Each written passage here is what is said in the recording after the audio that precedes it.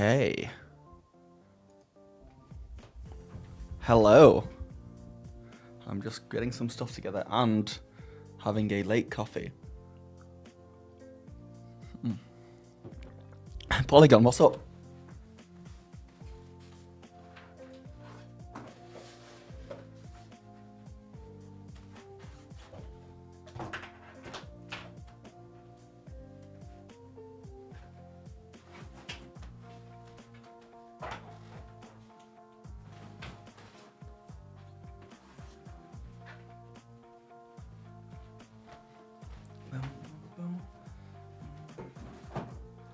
You know, after I got back from Japan last week now, I've been pretty jet lagged. Thank you for the subscribe. We subscribed for 2 months. Ilda, how's it going? What is up? Oh man. Sorry, I am flustered. Yeah, I woke up at like 7 or like 6:30 this morning, and I was like very happy with that. I was genuinely like, I'm over the jet lag. This is good now. 6:30 is still incredibly early for me to wake up, but, you know, it's not insane. And I went about my day, and then literally I was about to stream around noon, 1 o'clock, and I got hit with the biggest wave of tiredness I've ever had. I was like so tired. And then I was like, well, I can either go live and just see how I do, or I can go nap. And I'm not a napper. I don't know if you guys are good at napping, but I've never been good at napping. Winifat says bonus action slop time. So I decided to nap, and then it went wildly wrong, and I woke up hours later, very late for this stream. So yeah, so I've just woken up, got a coffee. Should be okay. Caffeine. But yeah, I had coffees this morning, and I literally, my body was like hyped up, like ready to go. I could like sprint a marathon, but my brain was just so tired. It's like coffee doesn't work properly for me.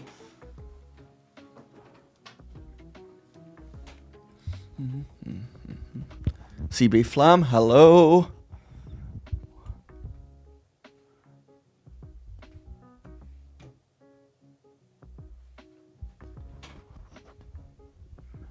You can't sleep when you try to nap. I'm the same normally, unless I'm really tired. But when I'm really tired, that's when I need to like actually sleep for 5 hours, not take a 20-minute nap. Napping is the newest great thing once you've passed a certain age. If I can learn to utilize it, David, if I can learn to control the power. What's happening, Silence? Traveling, let's say traveling by public transport. How about that?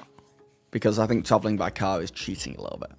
That's a big backpack, the boot of your car. But yeah, napping is weird to me. Napping is like incredibly stressful for me. You get into bed, or you get on the couch or whatever to nap. You're tired, and you set an alarm for like, what, 40 minutes? Because you're not supposed to nap too long. And then you just have to, if you do not get to sleep straight away, you will not get the 40 minutes.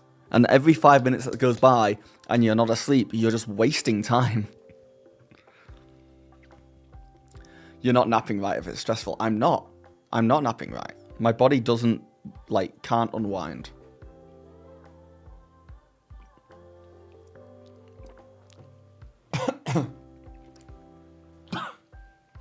Pardon me. Seriously though, power naps really be immense. It can be really immensely beneficial. Yeah.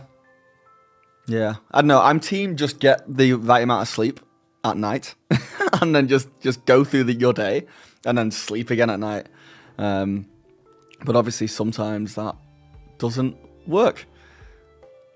But yeah. Now, naps are stressful. Everything's stressful to me. It's why I like to think I'm a good DM. That's my secret. I'm always stressed. And any good DM knows that feeling. One Fishy, thank you for the follow on Twitch. Brojo Joe, hey. If you don't fall asleep in like 5 minutes, you basically get no sleep. That's stressful. Nagi, what's up? Alright. How is everyone? How's everyone's D&D adventures going? Are we playing regularly? Are we playing today?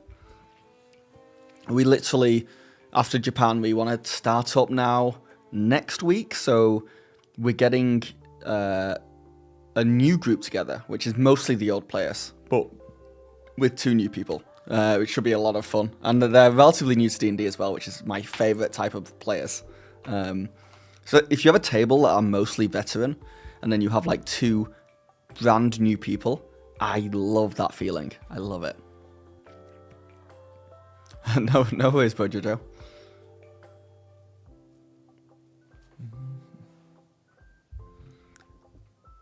If you're DMing at a con, the printed modules, a few dice, about 4 map boards, pencil case, pens, pencil, small whiteboard, swag minis, various coloured pawns, mini bingo chips, and legal pad. Swag wooden frames. This just varies with the con and driving distance and who else in the car. And well, yeah, you're like setting up a whole room, right? That's like, now this, well, we'll get into what we're doing here exactly in a moment. You're playing regularly, and then you get back from Japan, and suddenly everyone is busy. That fundamentally is what happened. I knew it was when I started this new campaign at the start of this year. We knew we were going to Japan for like 3 weeks, and I knew that like I was playing with some people who had very busy lives and may not be able to commit for like months and months. So I told him, I was like, let's play D&D. Let's just commit for like 6 to 8 weeks and see where we're at after that. And I knew people would like drop out afterwards. It was a great time. We went to Japan, came back. We were like, do you want to come back? Should we play? And people were like, oh, I'm so busy. Can't do it. And it's like, that's cool. Luckily, I'm in a really good position where I'm in a city, a very nerdy city, that has a lot of people who at least want to try D&D. So, but the days of, I think, when I first started playing D&D, for like 1 whole year, almost 2 years, I had the same group and the same campaign going non-stop. And that was phenomenal. But it's so rare to find that kind of like group. Live bonus action, hell yeah, welcome in, BZ Churgs. You're playing Sunday, smaller side crew with people from a large campaign. We're playing different character classes from the main campaign and a different one of us DMs each time. That's cool. The different DMs is awesome. Yeah, just one shots. It would have to be, I guess. We should all just move to Toronto, man. Yeah, I wonder what's the TTRPG hub of the world? What's like the nerdiest city that just has the most game cafes and the most D&D players? And the best culture for that. Would love to live in a nerdier city. Yeah. I mean, Toronto is... I found the nerdy side of it. I don't know how nerdy it actually is.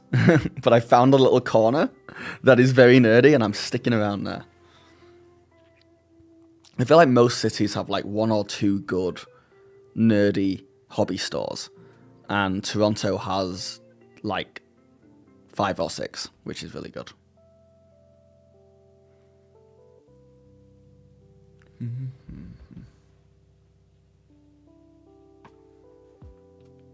Yeah, every D&D player moved to one city won't ever have to try and find players anymore. Fair.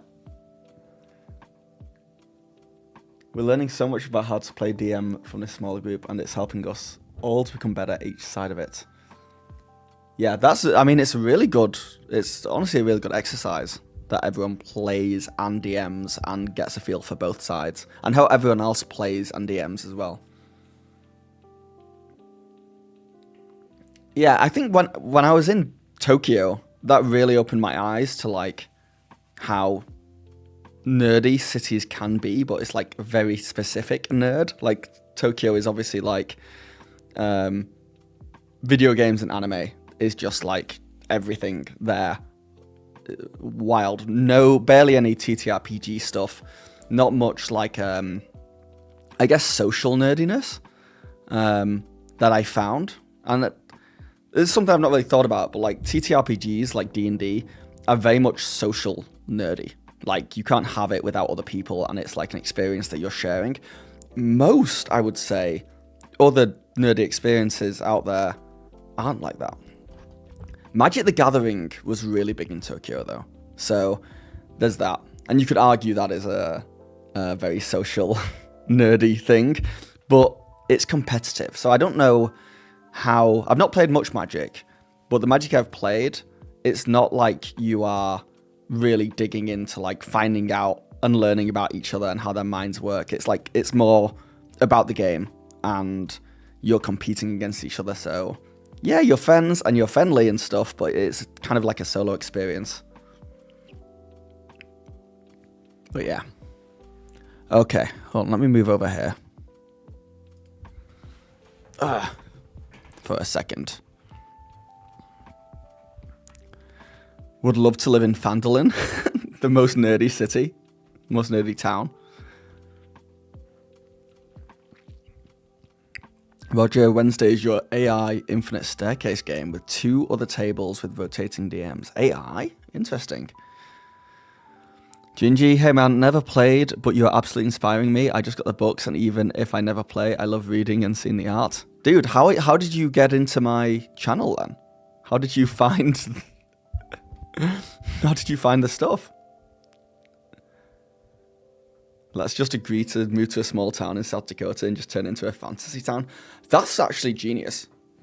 Like, you just go and one of us runs the local tavern, one of us runs the local shop, and we just all commit to making it the nerdiest fantasy town that ever existed.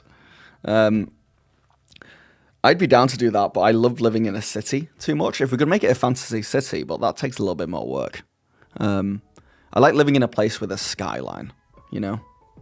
Tall buildings, please. I like to feel small and puny.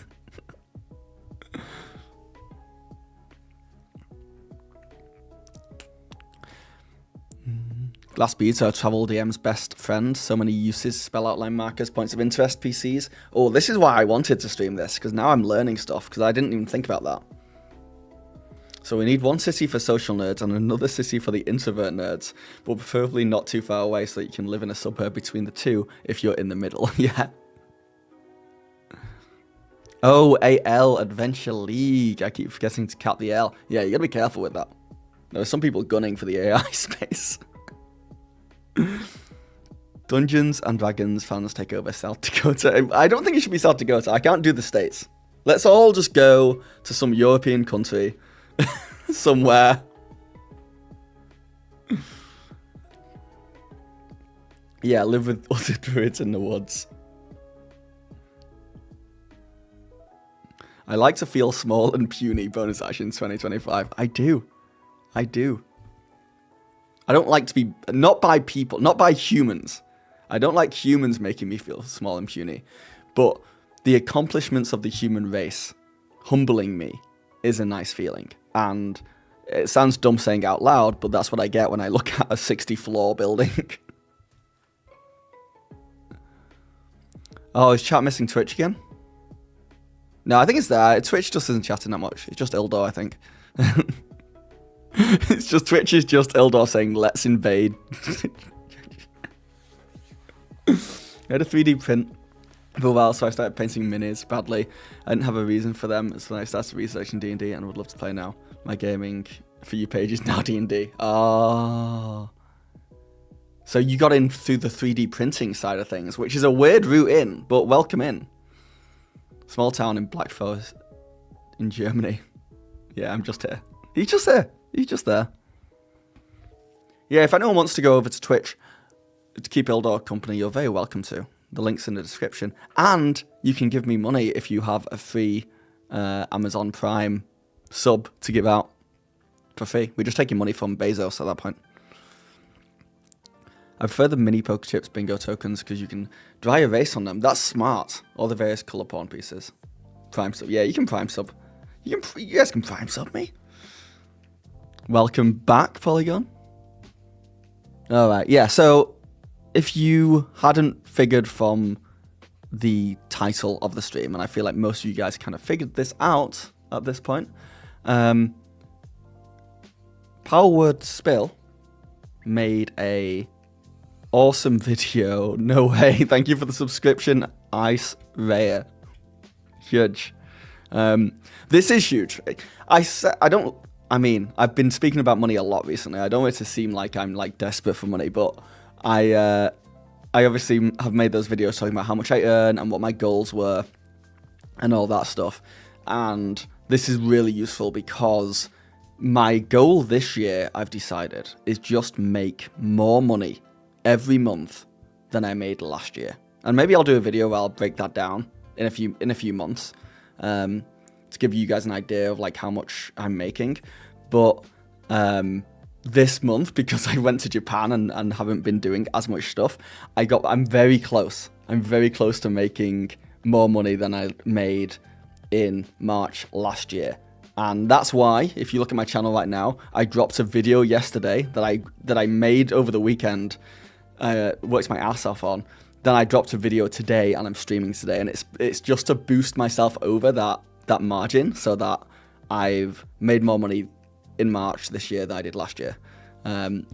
So if you see me posting a lot near the ends of months, that's why. It's panic posting, purely to make money, which is really sad to say, because back when I wasn't full-time, or even last year when I was full-time, but I didn't know how much I was earning, I never thought about like trying to make money like that. I was always trying to make good content, and now I'm really trying to figure out that line between making content I enjoy making content that you enjoy watching, and also making this sustainable long-term.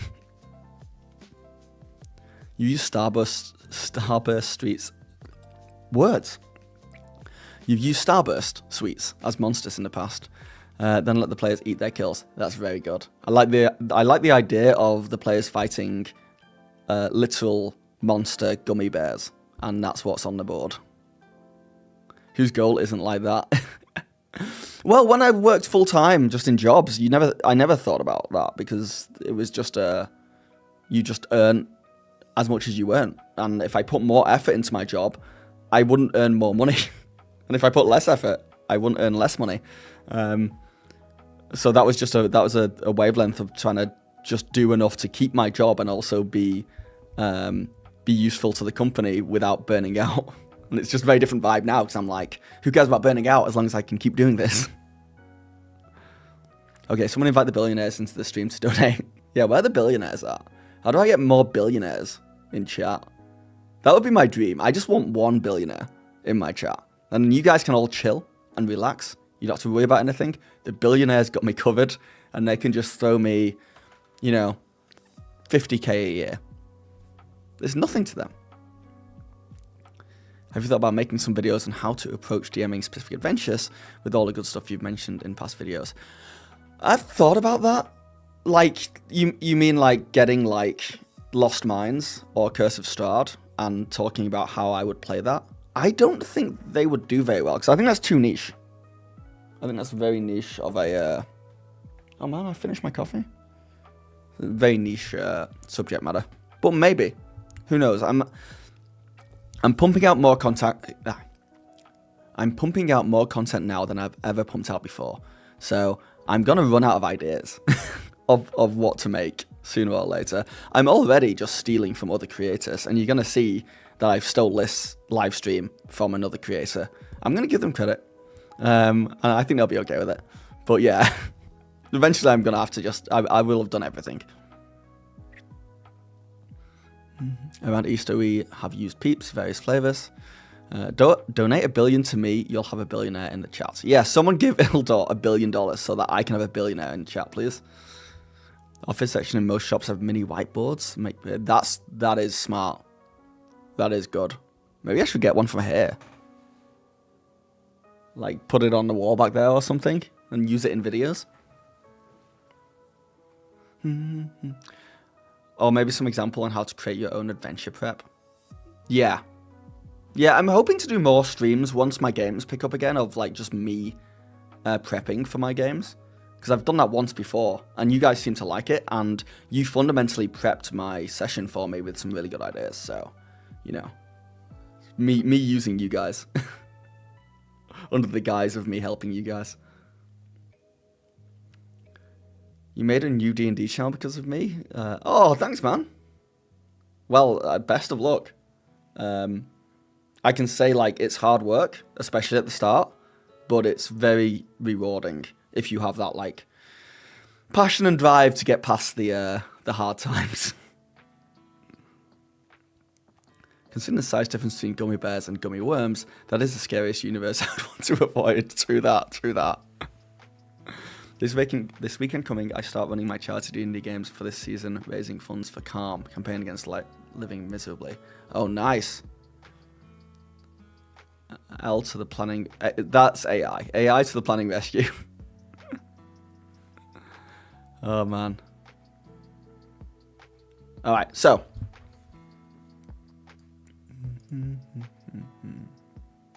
Also, if you're on the YouTube channel, please like the stream. Big help. My biggest issue was I had no idea what D&D prep actually was, apart from read the book, so I felt like I was missing something. Still do, but I'm just more confident. D&D prep changes from every person to person to person. I should have spoken about it in my last, or the second to last video about the DM subclasses, like how you DM. But I never had videos about how to prep, and I still think is why I'm nervous to prep on stream in front of you guys, because I could be doing it so badly or wrong. But the reality is, as long as you prep and you're comfortable with your prep, like as long as you get into a headspace where you can run a 3-hour game comfortably, that's all that matters. I'm finding that my prep is really light. Like, I just like a couple of scenes, a few ideas. My biggest prep is prepping combat, like coming up with... I like to know exactly what's going to happen in a combat, like monsters' HP, monsters' moves, the map, all that stuff. The rest of it, as long as I have some names for some NPCs and some kind of like very light detailing, I'm quite comfortable improvising the majority of that stuff and bouncing off the players, which has surprised me because I'm not that much of an improv guy. But there's something about, I don't know, I think about my D&D games a lot outside of the game and prepping. Like, in the morning in the shower, I'm just, my mind's going, you know? Commuting places, I think about it. And in a way that's prep, but it's not like I'm sitting down and doing it. It's just like having that time and space to like think about these things can go a really long way into running like a weekly game. You said using Gemini AI for improving your pre-session group text and session notes. Players are loving it. Interesting. But sometimes people are so blocked by not even knowing where to start. It's crazy. Interesting for me, combat is pretty much just preparing monsters and encounter builder, so I don't have to do it when playing. Yeah, that's part of it for me, but I also want the monster to like tie in with the world and setting and be very, I don't know, I get bogged down on that for some reason. I don't know what it is. I think it's because combat, when I run combat, for me, that's the most stressful time. Like, trying to make sure things go fast and things run smoothly. Combat in D&D is the time when, like, things can get bogged down, and I see players maybe getting a little bit bored waiting for their turn, or I see players getting flustered with too many decisions. Like, it's that cumulative moment of just a lot that's happening. Also, as a DM, you're running, like, multiple monsters and helping the players and dealing with the environment, and it's a lot. So the more effort I put into that, and the easier I find combat, the more comfortable I am for the whole game. Prep can be largely mental. Just living in your world, in your head, and being familiar with it allows you to guide players through it with ease. It's true. That's so true. Like, I don't know, because I know that people's imaginations work in different ways. But yeah, me just thinking about like a town or a city before I go to sleep, or just playing some music and just like thinking of the layout and the people who live there, is like way better for me than like getting into a Word doc and writing paragraphs of how the economy of this town or city works. But for other people, that paragraph page just helps them imagine so much better. So it's better for them. So it really is. It's wildly different for different people. Stash a notebook beside the bed to capture those random thoughts. Hate when you lose a great idea because you didn't have a great way to capture it. I had a great idea earlier today before I napped, which feels like yesterday. And now I can't remember what it was. And I had that exact moment. I was like, should I pull out my phone and just note it in a note app? And then I was like, no, I'll remember this. I don't remember it. Houdini, thank you for the follow. Cool Cylinder, you have arrived. How is it going? Yeah. What was that? What was that idea? Oh my god, it was a really good idea. Oh, that was it. That like, you guys tell me if this is a good idea or not, because maybe I'm like freaking just blind to my own ego. It was. Oh, this is gonna sound so dumb now when I say it out loud. I wanted this moment where the players have 6 seconds, 1 combat round, to get out of danger in some way. And I wanted them to be like trapped, where they could back out and roll checks and take damage, or they could try and deal with the danger in front of them. And I just wanted to put a lot of pressure on them in that moment. And the idea was that there's some kind of bomb in a room that they trigger, and they have a timer of 6 seconds before it goes off. Now, to get in the room, they've had to go through in my mind, I don't know exactly what it is. It's probably like some kind of like magical trap, but imagine just lasers, in a heist movie, in a bank vault. And they have to, so getting in is really easy, because they have all the time in the world. They can see the lasers, they can avoid them. Maybe I'll make them do a really low check, or I'll give them advantage, like on a dex check, to get past them all. And if they roll really badly, then they take damage from a laser. But they probably will get in okay. So now they're in a room, and there's like a chest or something in front of them. They go open the chest, and it's a bomb. It's ticking down. And their options are, they have 6 seconds, 1 round. They can either try and get back out, but because they're going faster, they roll with disadvantage on taking damage. Or they can try and do checks to disarm the bomb. Or they might have some other wild idea or an item that I've not thought about that I would love to see. So, yeah, their options are freaking get out through the lasers and take a ton of damage, or try and disarm the bomb, but if they don't manage to disarm the bomb, it blows up and does way more damage to them. And then I was thinking of doing that and then immediately having a boss fight afterwards. Just immediately a boss fight. But yeah. Oh, we're getting... thank you, Cool Cylinder. Those spam bots got us, did they?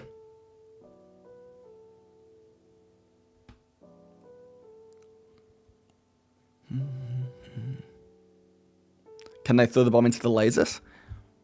Yeah. I can vibe check that for sure. What do you guys think would happen if you threw a bomb into lasers? Because I would think the bomb would go off. Personally. I think the bomb would go off and do damage to everyone in the room. Unless a player could give me a valid argument for why it wouldn't.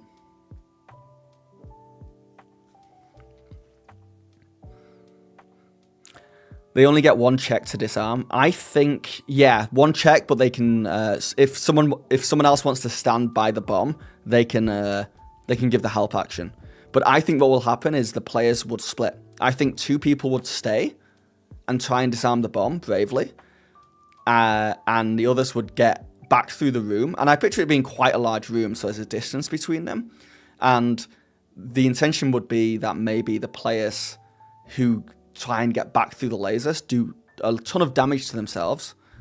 And then the other people who stayed by the bomb manage to disarm the bomb. But then the fight starts and they are split up. They're on two separate sides of the room, which just would add to the intensity of the whole thing.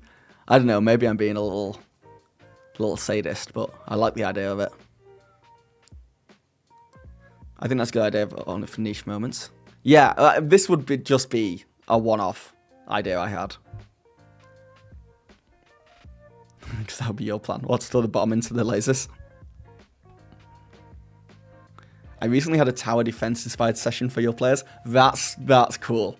Like, they build up the towers at the start, and then they defend them. Triple PCs, instant boss fight, successful session. I think so. I like to speedrun. You know, the whole adventure day, and you're supposed to slowly whittle them down, you know, throughout the day. Make them use their healing spells, their other spell slots, their health potions, their items, their abilities. They have a short rest. You make them use a few more. Then you do the boss fight. I don't have time for that. I like to do one encounter that destroys them, immediately followed by second bigger encounter. That's my favorite thing to do. Oh, they're running a ritual they had to defend. How many dice sets do I have? Polygon. I don't even know at this point. A lot? I don't know. Maybe not an insane amount, but it's a lot for like one person. Maybe 30 or 40 sets of dice between me and my wife. But I mean, Dice Nest, the video that came out today, they sent me 7 sets. So straight away, I had 7 more sets of dice. Only 40. I need to do a count. You have 53 dice sets just for you, but hey. Amazing stuff. You're the master. I think hand grenades, just throw it away.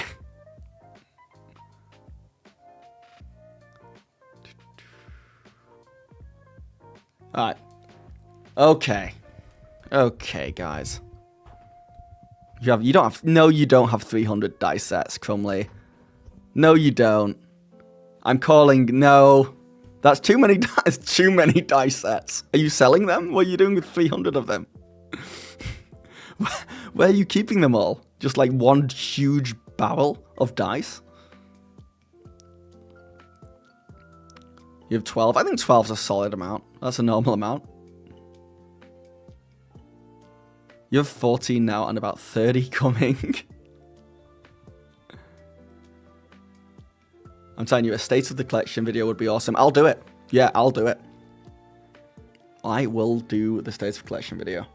It'll be a fun stream, I guess. The problem is dice are just dice, though. It's not like... Oh, actually, Borrow AFK, thank you for the subscription with Prime. Give me that Bezos money. Thank you very much. You want the UV light dice? That company contacted me and said that the UV light might not be like good enough, so they're sending me a new UV light that is supposed to be better. So I look forward to receiving that, and I'll probably pull that on stream and we'll see if it looks cooler with the new UV light. They're in divided boxes, sorted by color in a cabinet. So do you know what color you have the most dice of? Pick so it didn't happen. Yeah, show us the 300 dice, Grumley. Not that I'm calling you a liar. I'm not saying you're lying. I'm just saying that's a crazy amount of dice to own. Ildor, making your own dice is the next level. That's when you really fall in deep. Okay, cool, Sander. I would love to know fully what goes into making dice. I know, I think Power Word Spill had a video where he tried to make dice, and it's a lot harder than it looks. I think you need a lot. You need like a pressure pot cooker thing. I don't know. I'm not that guy. I'm not that craftsman guy. I'm aware it's an insane amount. Have you seen my chocolate dice? I'm really hoping they're actually chocolate and I can eat them. Pressure pot and time. Aloha, Ansa. Ansamek. How is it going?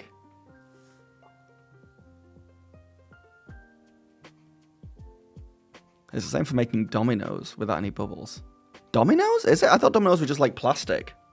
Oh, I guess. I thought they were just like cut, I guess. Arctic, what is going on? Just got here. What we're just talking. We're just talking about dice right now. But we should probably get started on the actual video. I guess. We have work to do, guys. Yeah, I didn't realize dominoes took the same amount of work. Because there's a lot of dominoes in a set.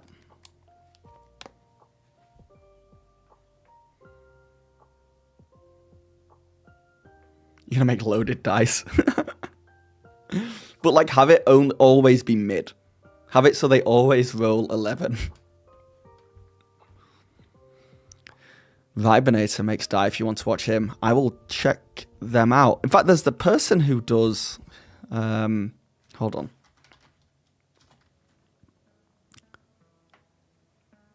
One for players, 20 for me. What is that? There's a dice maker guy. Who uses like insane gemstones. And is that the guy you're talking about? Bob, what's his name? Hello, what's going on? Thank you for the follow. Games 88 Live? Play Games 88 Live. How's it going? Dice Maker. I'm trying to think. Gemstone. I want to find this guy.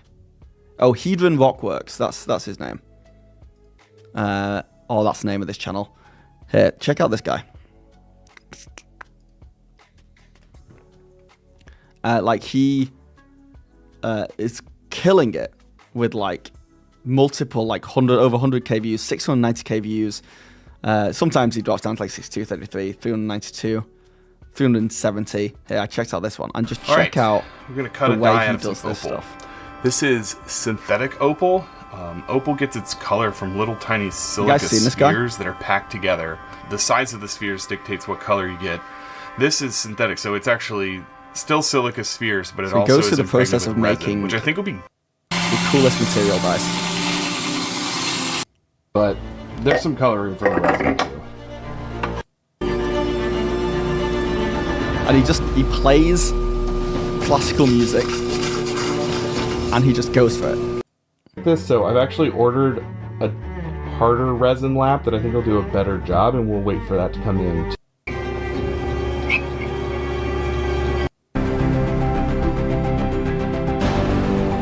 Thank you for the follow. See you on Jupiter. And I don't know, this just gets my ASMR going. Maybe I should make dice.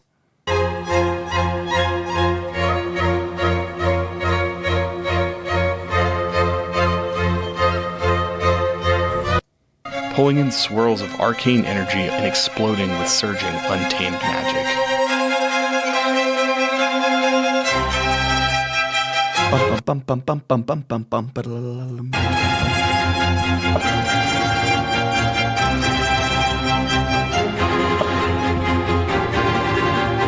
Yeah, this guy is so freaking good. What's his most popular video? 5.4 million views.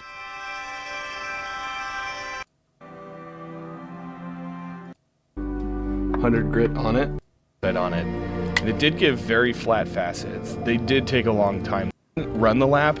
I just scraped the stone back and forth a few times. So nice. We reduced the barrier to entry.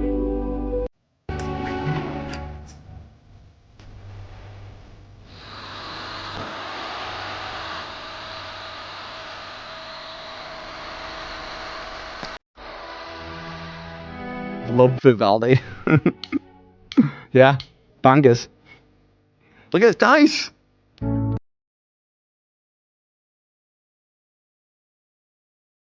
I should make dice for a video. Dude, I am so down to do that. But it's such a rabbit hole. I think I would spend a lot of money just getting look at what he's using. I don't even know what this is. Like a vinyl player, but he's, like, who knows? He's like designing it in Blender. Yeah, I don't know. Maybe I'll look into it. But if I don't have unlimited budget, guys.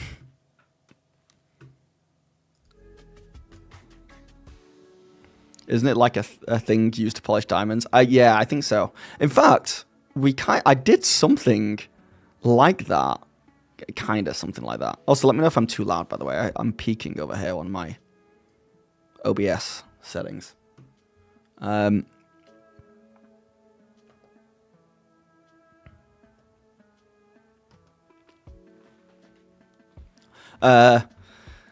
Yeah, when we were in Japan, me and the wife, set up by the wife, I don't know if I told you guys this, we made a ring. We literally made a like jewelry, and it was in Kyoto. It's in this jeweler, and they take you upstairs and you sit at a little polishing station thing like that, and you measure your ring size. You choose what you want your ring to be made out of. I chose silver because it was the cheapest one. My wife chose gold, some kind of gold. It wasn't that expensive at all, to be honest. Probably because we were making the rings ourselves. And they gave us they gave me a silver ring that I then had to use a blowtorch to light it up until it was red hot, put it in water, put it on this metal finger is the best way to call it, and hammer it down until it was the right size. Then I hammered around it to give it like texture. It was really cool. And then we polished it afterwards with a little polishing machine. But yeah, I presume making dice is like, I think you need a lot of things for it. All right, play games. Check you later. Yeah. Wait, you don't have unlimited budget? I thought you did. No, this is why we need a billionaire in the chat. Guys, I'm really disappointed that you guys aren't billionaires. So if you could work on that as a collective, you don't have to be an individual billionaire, but if you could all make more money so that collectively you're a billionaire, that would be great. Do not give Ildar the billion. Give me the billion and I will give Ildar some of it. Yeah, you guys get to work, you know? Get to work. And I'll make all the dice videos you want. I'll dance monkey dance for you guys. Don't you worry about that. If you want to make resin dice, start by making Costas and see how it goes. It looks easy and it's not. Yeah, I don't think it's easy. I'm presuming it's not easy. I'm also an idiot when it comes to any craftsmanship stuff. I'm not good at it, so we'll see. Okay, let's talk. The reason why we're here, the reason why I called you here today, Council, is that we're gonna make a portable D&D DM kit, an idea that I've straight up stolen from Power Word Spill, who made this video called I made a portable D&D DM kit. And it's a phenomenal video. If you've not watched it, you guys should. The opening of this thing is fantastic. Go for Kelly. There's an emergency. We need you to run a D&D game right now. I'm ready. But Kelly, it's not at your house. You're gonna need to travel. These days, if we play in person, I'm usually the one that... It's a fantastic opening. You guys should go watch this video and then come back. We're not going to watch it here. I think you guys should go watch it. But in this video, he fundamentally makes his own DM bag box thing. The box unfolds into a DM screen. So it's like all in one Inspector Gadget thing. It's really cool. I'm not doing that. So the first half of this is like him making it. And then in the second half, he talks about stuff he puts in his bag, fundamentally. He's got enough room for like a book, dice bags, pens, all that good stuff. And it got me thinking, what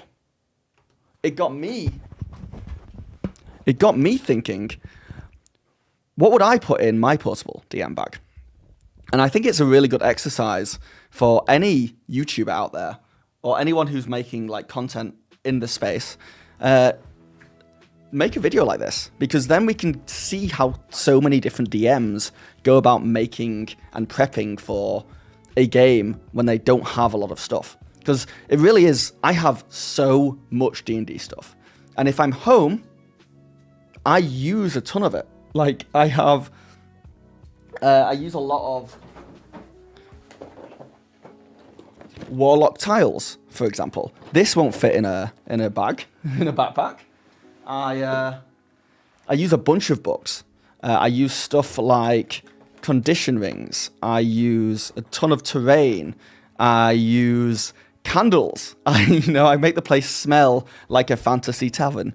So it's kind of a crazy thing for me to try and like play a home game somewhere else. It's just not possible for me to do the same thing. I've got so many minis I use.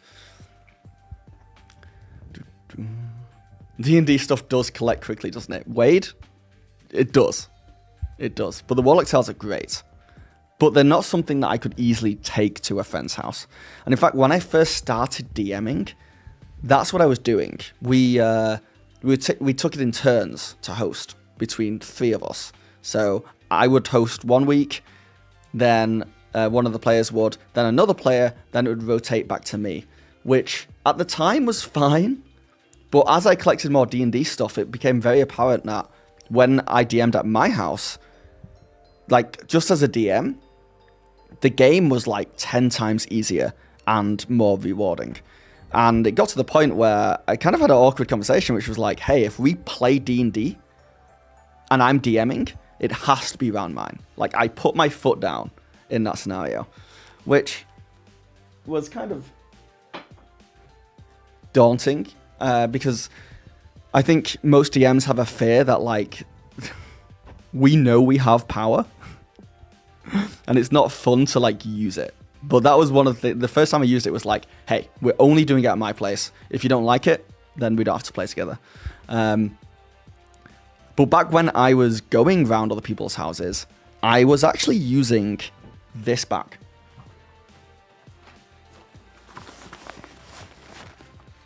I made a video on this bag, like, maybe 2 years ago now. One of my best videos ever, as far as the algorithm goes, I guess. This bag would fit a lot. In fact, this bag would fit most of the stuff on this table right now, and more. I could take multiple books. I could take big, bulky things. I could, like, probably create some Warlock tiles and get it in there, but I was always kind of scared about traveling with that stuff and breaking that stuff. Do people really want to host that much? People don't want to travel, Crumley. That's the thing I found. People do not want to travel, especially in winter here in Canada. No worries, Arctic.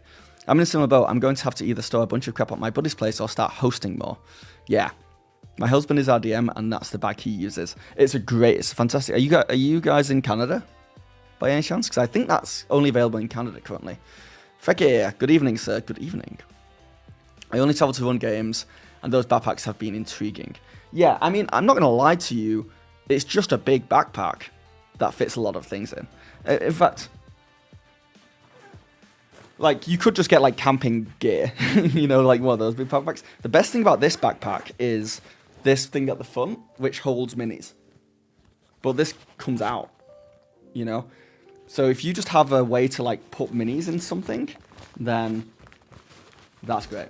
Because that is the biggest issue I found with taking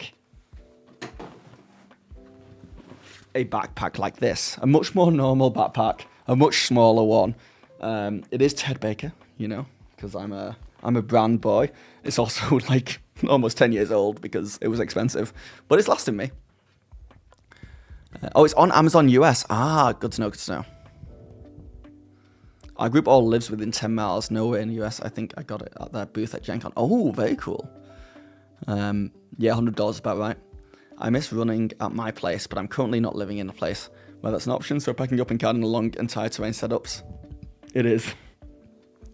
I went at my local game store and store a bunch of stuff there. A benefit as I and 2 of my current players in separate games all work there as well, but I still have to take an additional bag. Yeah, so that's what I wanted to talk about in this stream. How do I fill a bag like this up with all the right things? And I should get this tattooed on my body because I feel like I'm constantly saying it. Every DM is different. I'm not saying that you guys should DM like this. I'm just saying this is how I do it. So you figure out your own way. How do you fill a bag like that? Cool Cylinder, it's better than the dent jokes. So thank you. Schmingus, hello YouTube. It says hello back. So yeah, fundamentally, what would I put in a bag if I was going to run out in half an hour to run an emergency game at a friend's house? And the reality is, the biggest thing, obviously, is a laptop. And I'm not going to go into too much detail there. We all understand the laptop can do 90% of DMing for you. I have my D&D books on there. I have my Word documents and notes-taking apps on there. I have so much stuff on there, my encounter builders, that I could just say that and we could end the stream/video right there. An emergency game, yeah. Stat, we need you, stat. Medic, DM. I say a few sets of dice. Really, more dice is more fun. Yeah, but this is an emergency. So you just need 1 set of dice. We are presuming here that the people you're playing with also have the essentials for them.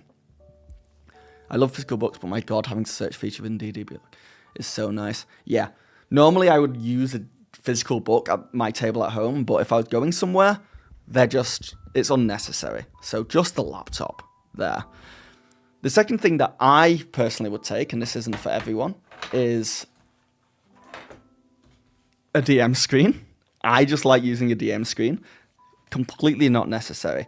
But also, with that, Post-it notes. Post-it notes are a dream for me. I can throw them on the front of the DM screen. I can write potential names of NPCs, of places, of anything I might need for that session. And that takes place of like tons of paperwork. Because I just need it for the one session. So I fill a few of these in, stick them on my DM screen. Into the bag they go. Using an iPad for a long time and switching to an actual laptop is a game changer for running games. Yeah, also just checking like rules and stuff. Just being able to Google anything. Like outside of rules, just actual how the world works. I disagree. Being able to hide your roll is absolutely necessary. Got to be able to have those 3 or 4 seconds of terror before your players find out you rolled a 2. You just use your hands. You just like, you know, you roll the dice and then you're immediately like that. Plastic does work well, not only for storage, but also as terrain in an emergency.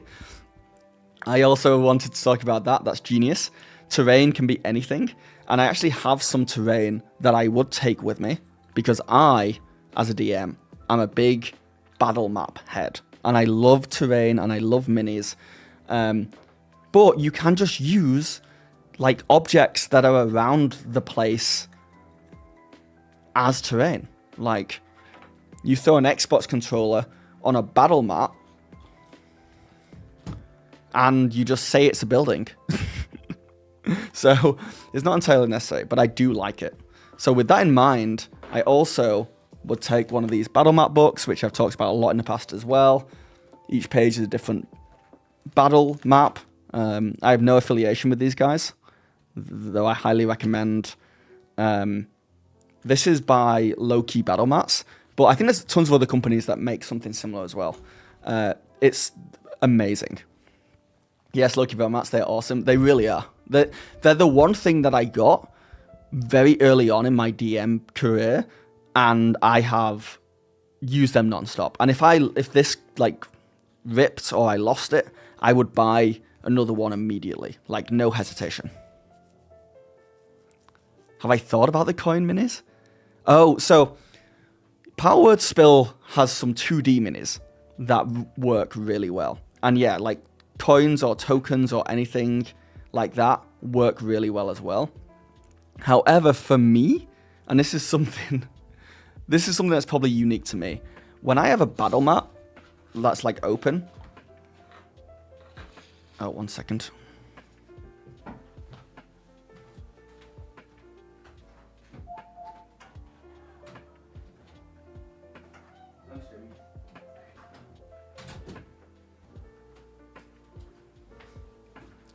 Yeah, when I have a battle map that's open, there's something about putting actual 3D stuff on there that takes it to the next level.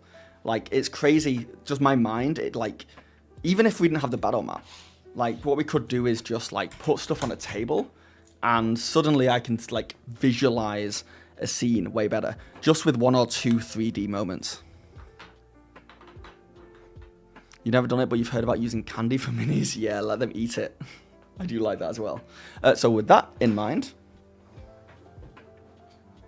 I unboxed this on stream the other day, but I got these minis from WizKids.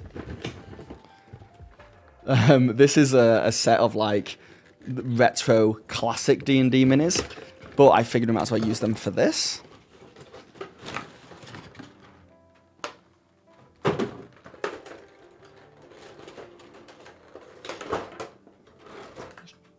Shook them on the floor. I've decided I'm fully using these because I was like, do I keep them as collector's editions in this? But I'm like, nah. Minis are meant to be used.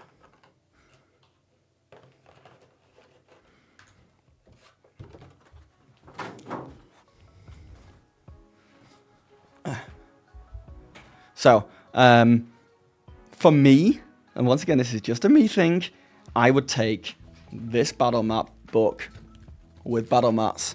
I would take some pieces of terrain, and I would take some minis of different sizes, probably small and medium. I'm not going to mess around with large because they take up so much space.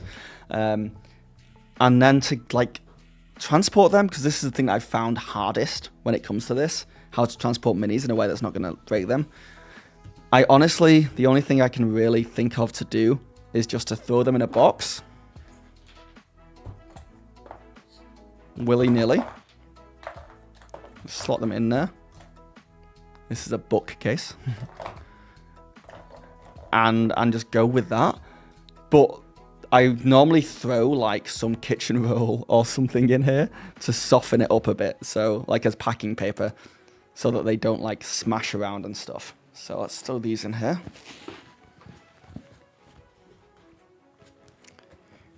Also, this Mimic box is a D&D official thing that came with a bunch of these notepads. And I like, even though I've got my laptop, I still love writing a notepad in a notepad, especially for like small notes or random things, or like in combat, keeping track of stuff. So the notepad goes in there, only small. And this box goes in there. Ugh. And already this bag's starting to get pretty full and heavy. 3D printed grid insert. Yeah. This is stuff I'd never thought of by myself. Great information. There are some people who would just be like, I just go with pen and paper. That's how I would travel.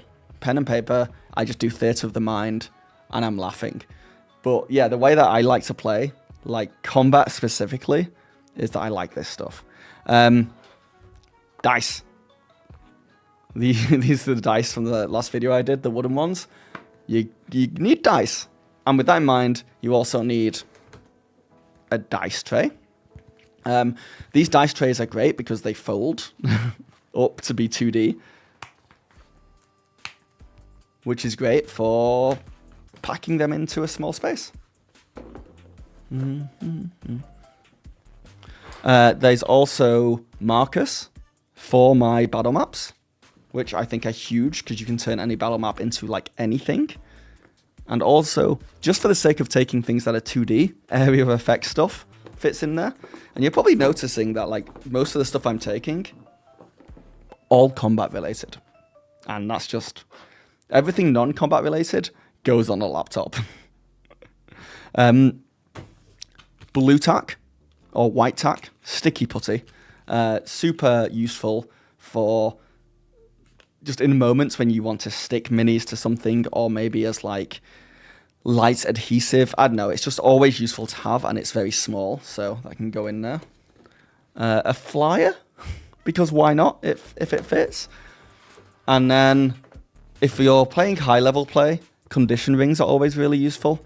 I'm not taking this whole thing.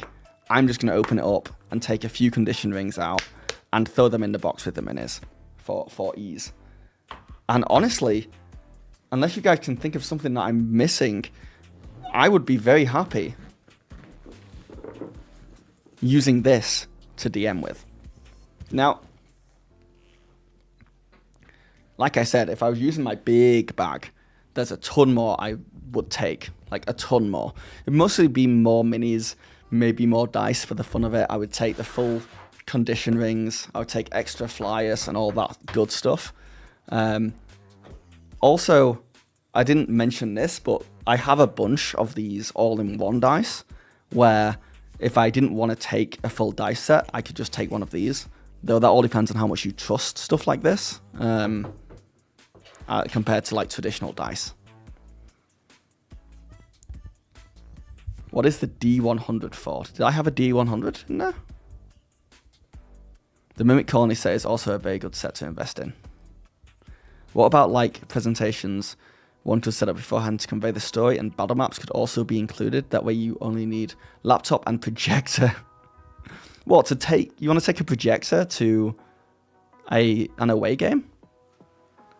Carlos, buddy, everything's got to fit in this bag. Oh, you mean one of those tiny pocket projectors? I don't know. For me, that's pretty set in stone. And I can just jump on a bus with this, or a train, or I could walk with it, no problem. Well, yeah.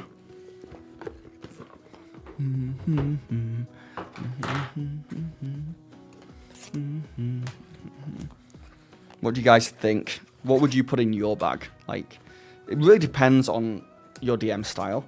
And obviously, what we can learn from this is that I like a lot of help when it comes to combat. Does it have to be just the bag? You could bring a poster tube with Chessex map in it. It does. I mean, it's whatever you're comfortable carrying. For me, it would just be the bag, I think. For me, just the bag.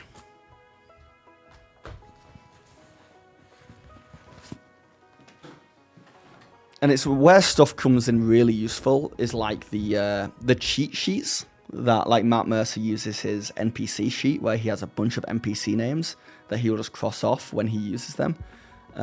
Things like that, just little sheets of paper that can like names of shops, prices of materials, the map of your world, I guess, is a pretty big one. But most of that stuff can all be PDF based on your laptop. Oh, laptop charger.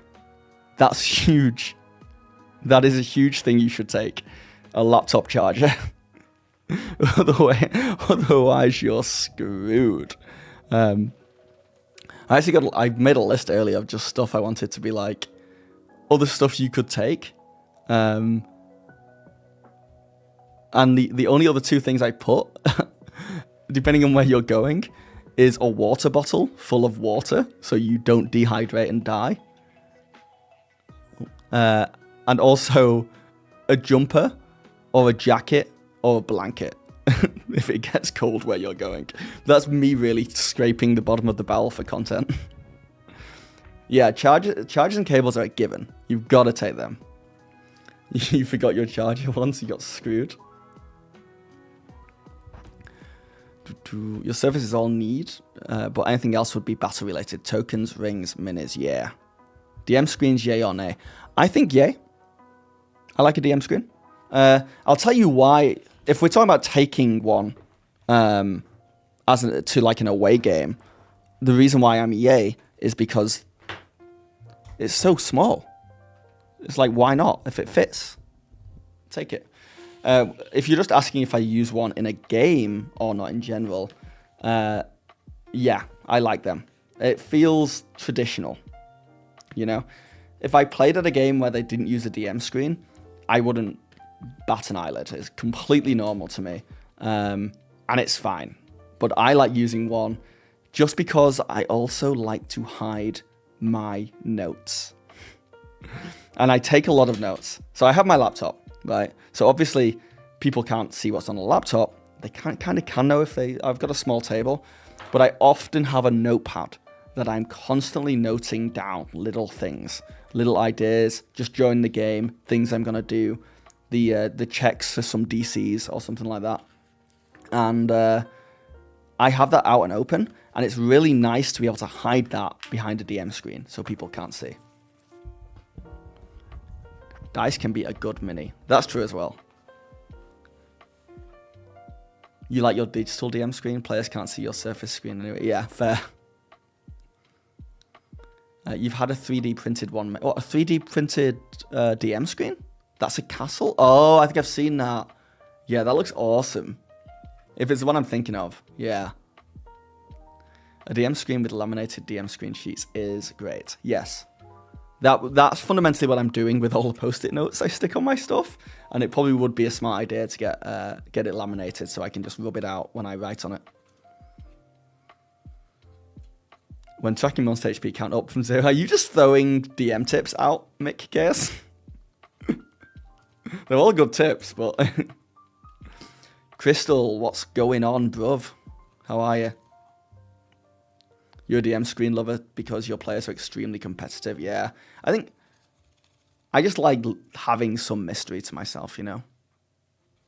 It's like I'm looking into your souls, cut them out. Oh, yeah, I'm reading chat off the screen, off my auto cue, which is why. So if I stop and just look at you for a second, it's because I'm reading a really long message from silence. I remember seeing a Reddit thread when a wizard used Wish to look through the DM's notes. The wizard regretted using his 9th level on it, apparently. Yeah, because there's no notes there. There's nothing there. It's just like a picture of a cat or something. Carlos, your D&D session's the same, yeah. All right. But yeah, that would be my to-go bag, really. But when I was thinking about doing this stream, I really wanted to emphasize the fact that, like, there's no wrong way to do a away DM gear bag at all. And obviously, if I was just okay with running Theatre of the Mind, which I'm okay with it. I don't mind it. I just enjoy playing with minis more. But yeah, if I just did Theatre of the Mind, like, I could just put stuff in my pockets. And just go with that. What's been included in the bag so far? My laptop, which is the big one. Laptop's doing most of the heavy lifting. The DM screen, one of our 2D dice trays, some minis in this box. What else were there? Like dice, the battle map book. There is a lack of glass beads, Silence. I don't own any glass beads, but I like the idea of them. I do think they'll be useful, and I'm going to look into them. I think I need to buy some anyway for Daggerheart when that's released, because I think they'll be really useful for keeping track of the resources in Daggerheart. Is it me or is that photo tilted? Right now the camera's tilted. And I was hoping no one would notice that the camera was tilted. I'm not changing it, but yeah, it is. The camera is... Everything's tilted. I'm tilted. If you notice, I'm like the same as the frame behind me. Wow. Dent Queen. I have the condition rings. I was saying removing some of them from the box and taking them as well. How do you feel about the Dent Queen, Catlemau? Thoughts? Prayers? Just assumed you were tilted. You want to see me tilted? Watch me play Apex Legends. I've got dry erase markers as well. Yeah. Yeah, I got the pens and dry erase markers for the book. I love the idea of condition rings, but I always forget to actually use them. I forget they exist until I need them. And I know when I need them because, like, there's multiple conditions on multiple players' minis at the same time, and I'm just like, get the rings out. We need the rings. And that it just happens so much more in high-level play, I've found. Tilted in homage to the classic 60s Batman TV show style. Yeah, that kind of, I don't, like, weird gothic 2D linear stuff. My fellow dentist, ahoy, from Casey. If you want to be called dentist, it's fine. Those are the rules. If I have a dent in my head, we all have dents in our heads. You've been on a 2-month Apex hiatus, feeling good. Might need to stay away. The issue is that I have 2 friends. That's it, just 2 friends. I only have 2 friends. And we keep trying to find a game we can all play together. And we always come back to Apex. We're like trapped. So if you have any recommendations for 3-player games, let me know. I want to escape Apex. Sorcerer turning both haste and polymorph. Something seems off. We already are dentures. We already are dented. You're just now catching on.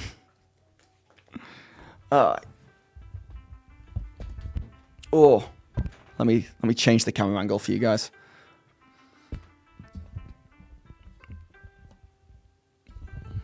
Still looks a little slanted, doesn't it?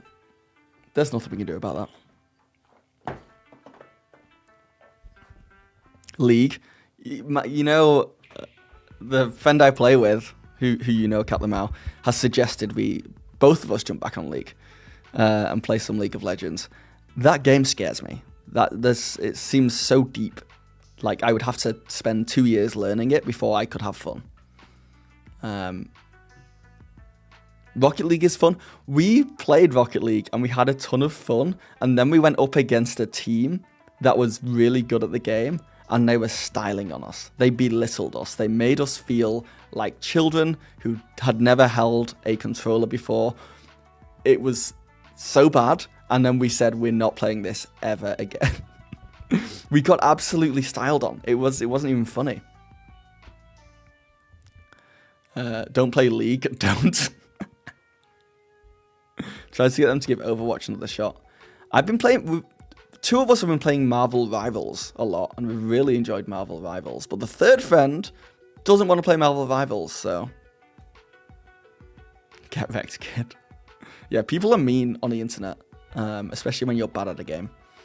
I think I'd be down for Valorant. Rivals is okay, but the Apex speed is cracked. Yeah, Apex has the movement going for it. You're Grandmaster in Marvel Rivals. Wow, congratulations. I'm jealous. Who do you play? Don't say Iron Fist. I'm unmodding you if you say Iron Fist. Mario Kart? Dude, if I could get a proper, like a regular session of Mario Kart and Smash Bros going, I would be very happy in life.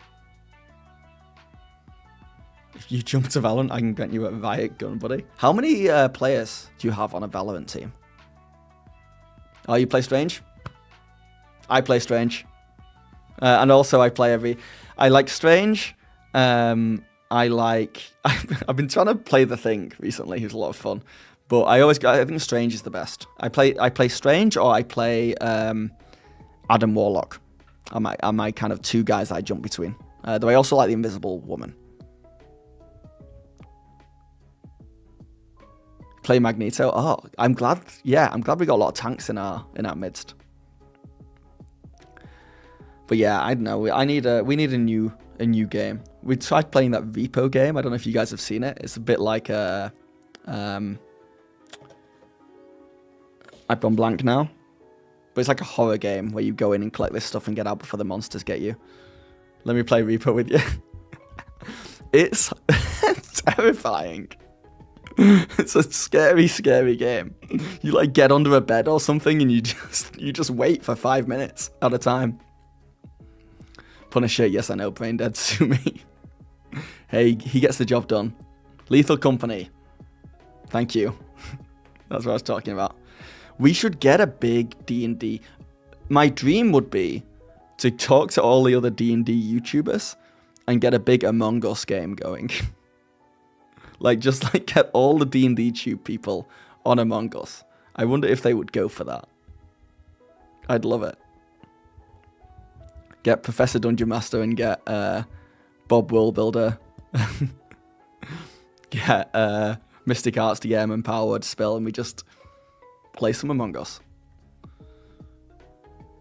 Zach the Bold. Dude, Zach the Bold's on Critical Role nowadays. He's never going to play Among Us with me. Get Matt Mercer. Yeah, I'll just send him a tweet. He'll jump on, no problem. No, I'd want to make a video out of this. I don't know how well that video would do, but I'd love to monetize it, is what I'm saying. And I don't think I can't ask Matt Mercer to come and just make me a ton of money. What do I think about the drama regarding Sigil? Ooh. I've gone through lots of ups and downs with that. Because on one side, it's incredibly disappointing. I think both sides is incredibly disappointing that they fired a bunch of people. And they kind of... Wizards of the Coast, the publishers of D&D, and for anyone who doesn't know about Sigil, they came out 2 years ago saying they were creating this 3D VTT that they made some big promises. They said you could play it on consoles, on your phone, on Mac, on Windows, on tablets. It would be available on everything eventually. And it looks like a really cool 3D VTT. It kind of looks like Baldur's Gate 3, for better or worse, depending on where you stand with that stuff. I liked it. And I was genuinely really excited to play around with it. Now, I play in person most of the time, so it's not something I would use that much. So I didn't have that much of a horse in the race for this to... It wasn't going to be something I would use a lot, but I liked the idea of it. And then 2 years later, we didn't hear anything much about it at all, apart from in 1 or 2 big press release things where they really hyped it up as the next best thing. But then there was also this underlining thread of they were going to microtransaction it, which they were going to. They were going to try and make their money back, which I don't have much of an issue with if it's done in good taste. I just don't know if Wizards of the Coast have the ability to do it in good taste or not. But I was like, okay, let's see what they do with it. So I was giving it the benefit of the doubt. Then it went in, at the start of this year, it went into early access, alpha. And people could play it to test it. Then, was it February, I think it was? It went into open beta. And you could anyone with D&D Beyond Master subscription could sign up to it and play it. That's when I played it, but I couldn't share any visuals from it yet. And I played it and I was like, it's okay. It's janky. It's still very much in early development. I don't think this is going to come out for 6 months, maybe a year. Maybe 2026 we'll get this. Then they just released it. They just panic released it. They didn't say anything. I got an email that kind of said, hey, you can play it now. And there wasn't any big fanfare. There was no marketing. Most people didn't realize you could just play it.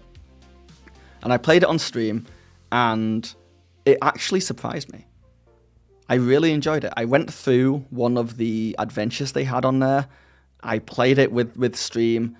My computer could handle it, but I've got a beefy computer. And I thought to myself, you know what? If this is still in beta and they release it on everything like they said they would, and they keep working on it, we could be in a really good place. And I'd left that session with a really positive feelings on it, even though the rest of YouTube and the internet were absolutely destroying it. They were destroying it because you couldn't play it on all the stuff. They were destroying it because their computers couldn't run it. And they were destroying it because they were just against Wizards of the Coast, and it's going to be microtransactions, it's going to be full, what are they doing? And I agree with all that. Just from my perspective, I was like, yes, we'll see. Then I looked more into it, I was like, wait, this isn't in beta anymore. this is just released. They've just released this. It's just out now. And then I was like, this isn't right. Are they going to keep updating it a lot? Are we going to see a lot of it? Then we heard the news that they fired 90% of the staff working on it. And with really good severance packages, apparently. So, say that as you will. And then they have said they will no longer develop Sigil into what they were intending it to be, because they couldn't figure it out. They couldn't make it work. So now it still exists. It's going to be rolled into D&D Beyond, and it's just going to be a basic 3D VTT that has a lot of issues that only some people can use, and that won't be getting any more updates, which sucks.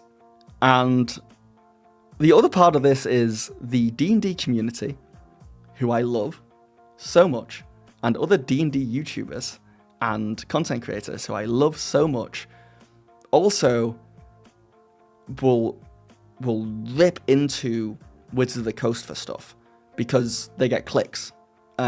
Which, nothing against that. You do what you want to do. People like watching people hating on Wizards of the Coast. The content does well. And a lot of it is very warranted. I don't want to say, I'm not defending Wizards of the Coast, but it happens. And that spreads misinformation. So I saw Wizards of the Coast put out a... let me see if I can find it, actually. They're bigger than one. Shush, power word spell. Wizards of the Coast on Instagram put out a post about Sigil. If I can find it.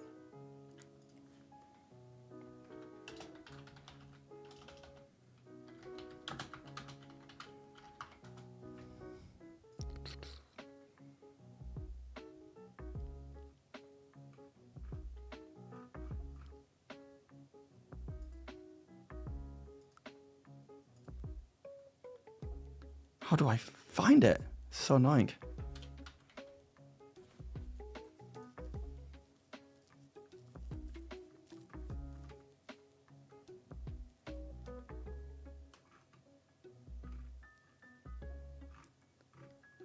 Maybe it wasn't Instagram, maybe it was Twitter. Oh my god. Sorry, I'm going on a big side tangent here, but it's something I do want to talk about.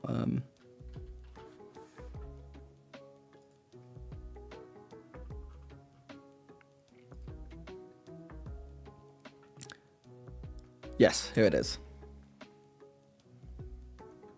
So, Wizards of the Coast literally put out this post a few days ago, I think it was March 27th, saying, open at your own peril.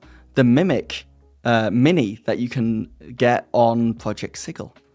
And all the comments were like, yeah, you're tone deaf, you don't understand, your stuff is trash for your broken VTT. It's too bad Hasbro and Wizards fired 30 people who could have made Sigil work. Isn't this project axed? Why are we selling things for an axed project? And it's not axed. It's still there. They said they were still going to do stuff with it. It's not going to be what they wanted it to be. And they're not going to make any more development. Like, they're not going to develop more stuff, but it's there to be used. It's definitely not axed. And it's just a pity that misinformation like that spreads around and that so much hate gets thrown around. Because I can guarantee that most of these people who are like saying it's too bad, you could have made it work and all that stuff, I can guarantee that some of them have been hoping it failed from the start. And now it's failed in their eyes. They're like, oh, you could have made it work, but like 2 months ago you said you can't make it work, you'll never make it work. So I don't know. I think my bigger issue is with the way that rage bait is handled in the D&D community space right now. But yeah, my take on the Sigil drama, to answer your question, is it sucks. It sucks that people lost their jobs. But the thing that might get me cancelled is that I'm kind of glad Wizards of the Coast tried. Like they're incompetent and they failed and they couldn't do it. And maybe there was like a push. The reason why they were doing it was to make money more than anything. But I appreciate that they put a lot of money into developing a D&D thing, and then when it didn't pay off, which happens all the time in the business world, all the time, they gave the people working on it hefty, hopefully good severances. Maybe they weren't, and I'll take it back for you. And like, yeah, it sucks that people got fired, but also, like, what do people want? People want them to just keep those people on the payroll, like find them something else to do. It's how this thing kind of works, right? You're never gonna trust WotC with your D&D games. Yeah, yeah. So that I'm really torn between it because I'm very disappointed. I'm mostly just disappointed that Sigil didn't work out, and it sucks. It does suck. But the overall reaction to it is like, I don't know. I'm just like, you know, when you're watching something and you're just like, Wizards of the Coast, why did you do that? Because now this is going to happen, and I'm just watching it unfold, and I'm just like, They would have put a little bit of bait and then monetized the crap out of it. Maybe, Killer Cam. We'll never know. We'll never know. I would hope they would monetize some of it. And actually, because the people, I think what actually happened was the people who were developing it, potentially, were trying to make something genuinely good and not pushing the monetization aspects. And then when the people up top came and looked at it, they were like, there's not enough monetization, so we're axing it. So, like, I don't know. I think the people who worked on it and the people who put a lot of work into it and the people who got fired, the people who maybe didn't get fired, they did a really good job. And that's what I think I'm upset about. Everyone's like, your thing's trash. It's like, no, it's not trash. I played it. It's good. I liked it. It was, the production of it was hell, obviously. But some people put a lot of work into that thing. And I think the graphics were great. I think the way it worked was mostly good. I think it just needed a few more years of development. I think it's unfair to just like be like, it's trash just because it's WotC. They don't understand that people will throw money at them if they make quality products. I don't know what they need to do. I don't envy the people at Wizards of the Coast. D&D is very hard to monetize. I think there's I wish they would sell it. I wish they would sell D&D to another company, personally. But then I wonder if we just D&D is just difficult. Great idea, terrible execution. They should have done it as the next level up from 2D maps or adventure modules. Give no customization until way later. Yeah.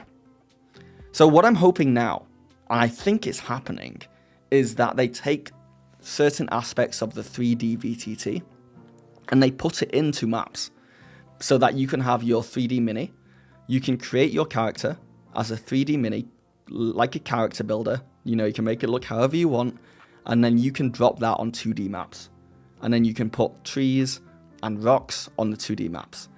I think that would be genius. And they have the stuff there now. Like, they can turn this into a win. I genuinely believe that if they're smart about it. I mean, overall, they've lost, but like they can get something out of it. I like the idea too, yeah. Because then you can put any 2D terrain down you want in maps and just drop the minis on there. You can have the dice rolling as well from the 3D VTT. And hopefully they can make it work with Macs and like maybe even phones, though I doubt that. They could. Their best product, D&D Beyond, was developed by someone else. Yeah. I mean, the thing is, I really like the 2024 D&D core rulebooks. I would say that is the best product Wizards of the Coast have made. D&D 2024. So I just don't, like, it's such a pity because I genuinely, there are some very smart and very talented people over there working on this stuff. And they're just getting caught in the crossfire. Oh, you don't? Yeah, that's fair, Killer Cam. I'm not going to debate on whether it's good or not, all that stuff. It really is down to preference, and obviously, even I have changed. I've homebrewed a lot of stuff as well, moving away from that stuff, and I still keep some of the old rules. So I'm not going to say it's like ironclad, but overall, I'm a big fan. Some of the spell changes were nice, but the power creep was over the top. I'm still experimenting with that, because I think the monsters in the new monster manual are absolute kick-ass, and I think they destroy the power creep. But we'll see. I think it's something I've got to play a lot more of. Our group hasn't had enough chance to use 2024 to judge its quality. Yeah, and that is fair as well. That is fair. Maybe I am being a bit overzealous in saying I think it's a good product. But from what I've seen and just covering the core rulebooks, I mean, I prefer them to the last core rulebooks, the 2014 ones. And I got into D&D during 5e, so it's kind of the only D&D I've known.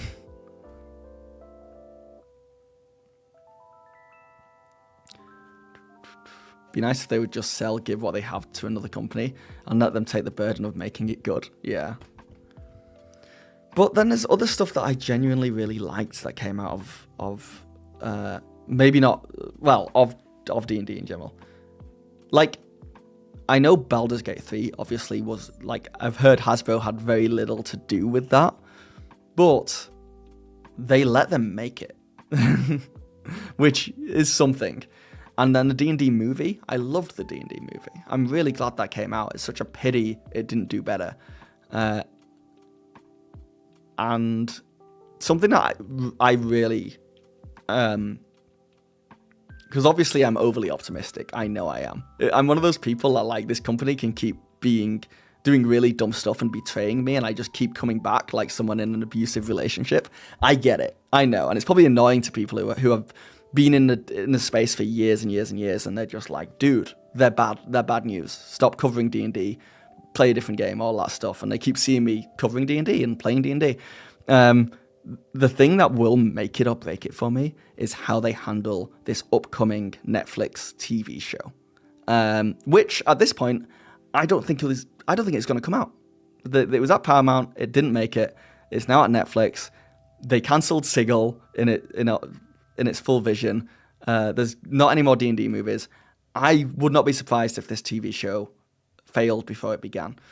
But if this TV show comes out, I'm a big TV guy. I love TV. I worked in TV for 10 years. I have credits in TV shows that I love, and fantasy TV especially is my bread and butter. Fantasy and sci-fi. So if they make a really bad TV show, I'm blaming Hasbro, and I'm out ski. But if they make a really good TV show, then I'll be very, very happy indeed. But it's not them making this stuff, it's the third party. Yeah, that's true. That is true. But they're still, like, without Hasbro, would this stuff have been made? And we'll never know the answer to that. But they're in a position where they're choosing these products to go out. You know, they're having a part in it. That's you with Games Workshop, the abusive relationship. Is it Sigil or Sigil? I hate the fact that obviously it's spelt Sigil. The word in the English dictionary is Sigil. However, the city in the D&D world is Sigil. Officially, it's pronounced Sigil, which is fair. So I'm presuming the 3D VTT is pronounced Sigil after that city. It might not be. It might be Sigil after the word in the English dictionary, but that would annoy me even more because it's convoluted and confusing.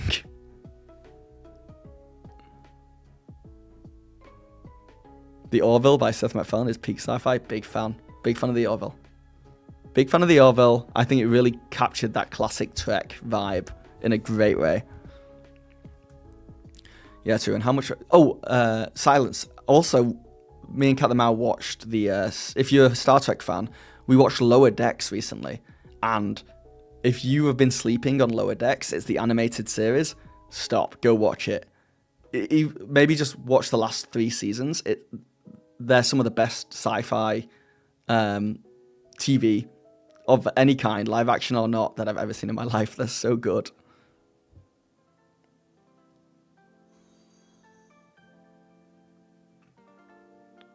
Thank you for the follow, Manitas. Yeah, true. And how much oversight do they have, if any? Couple questions we can't. That's true. That you better believe that there are people in Hasbro who are really protecting the IP, who are really keeping an eye on this stuff. And I think it might be a few people. I think most of Hasbro don't care, but like at Wizards of the Coast, they're not just giving Larian Studios the IP and giving them free reign to do whatever they want. Like they're having some part of it. I would presume. Sigil doesn't exist anymore, so it doesn't matter. It exists, Cool Cylinder. It's there. We can play Sigil right now. It's just not getting any more development, and it's being rolled into D&D Beyond. Have you watched Strange New Worlds? They did a crossover with Lower Decks too. Dude, I'm a sci-fi guy. Of course I've watched Strange New Worlds. Also a big fan of that. The musical episode is one of the best things that's ever happened in TV.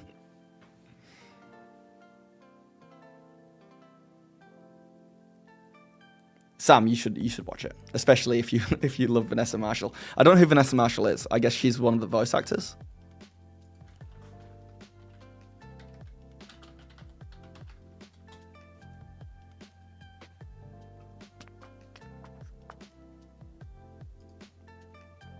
Vanessa Marshall was in Star Wars Rebels. And Star Trek Lower Decks, yes. Oh, yeah. So, yeah, she's in it.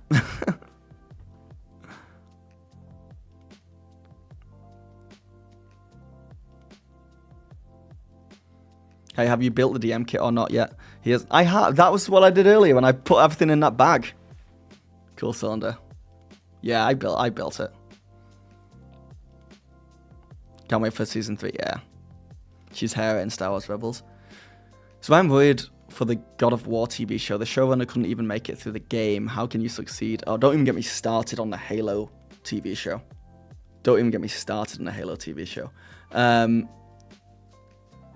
Whenever, like, you hear an adaptation happening from a video game or from a book or something, and the showrunner or someone says something like, oh, I don't want to play the game because I don't want it to affect my vision and my creativity. You're like, what are you talking about? Fire that person. Get someone who cares about the source material on the show. There's a wild thing to say. That's why Fallout was so good. Built like wood. No, I'm not building a wooden DM kit. This is what I would take in a backpack. Halo TV show it truly was. Hey, I'm now watching on my D&D account. Welcome in, Polygon. Last of Us, Fallout, all that was amazing. Yeah. We've had some really good adaptions past few years. I would also throw anime adaptions in there as well, and I think we've had some bad ones as well. But I think One Piece is a really good adaptation as well. Like we had like One Piece, Last of Us, and Fallout in like a quick succession, and I was very impressed with those. I thought it was a wooden one. Maybe the title was a bit misleading. I'm so bad at crafts that if you watch me make an actual wooden kit, like Power Word Spill did, you would watch and you would enjoy it, but only because I would be failing miserably over and over again. The Minecraft movie.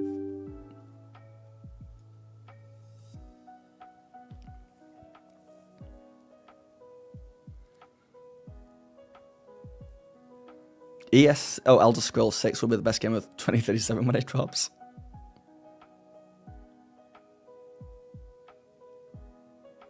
Dude, what if Elder Scrolls 6 is bad? Is anyone thinking about that? What if GTA 6? What if that's bad? What if no one seems to be like take into consideration that that's a possibility. What if they do a Cyberpunk on us, you know? Which, I've been playing Cyberpunk, is a phenomenal game now. But these companies with the past history of really, really good games, they make things that are broken, or they make Starfield. You know, we have a history of these legacy game studios who can do no wrong messing up. And I really hope they don't do that with Elder Scrolls or GTA.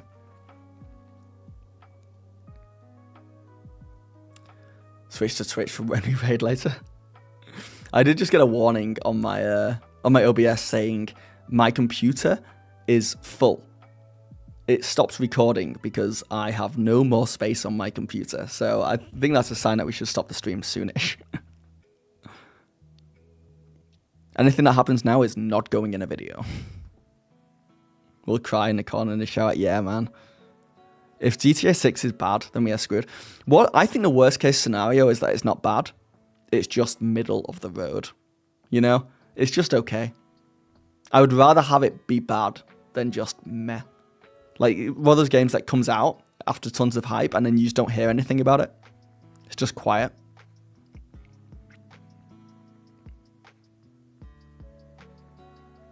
You also fully believe that Bethesda scrapped whatever they had made for the Elder Scrolls 6 after Red Dead 2, or believe it or not, Breath of the Wild? Maybe. I think scrapped is, maybe. We'll see. I think the biggest issue with game development that takes that long is that the technology is improving so much faster that, like, you spend 8 years on a game, and then after those 8 years, you can make that game 10 times better. And, like, it just keeps happening. You started playing the first Kingdom Come Deliverance. Very immersive, but I suck at the combat. Elder Scrolls 6 has been announced, though, right? It's coming, I think. We just don't know when. This is when we revolt. Feeling cool. Can't ban all of us. Wait. No revolting. No need for that. No witnesses. I'm live still. Don't revolt. I can't handle a revolt. Leon J, what's going on? I feel like they're just making Skyrim 2, and when those two games basically redefined open world, they're to go back to the drawings. Oh, you mean Skyrim 2 is in like a very similar game? 2018 had an Elder Scrolls 6 trailer. Oof, it was that long ago? You see that mountain over there? You can go to it. There's more time between now and the Elder 6 trailer than there was between the Elder 6 trailer and the original launch of Skyrim. Yeah, but we get a new Skyrim remastered every 3 years, so.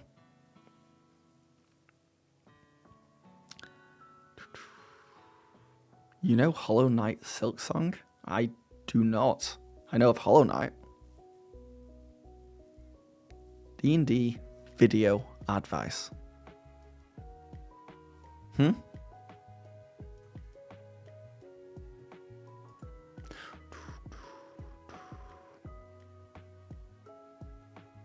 pretty stoked for the Elder Scrolls 6.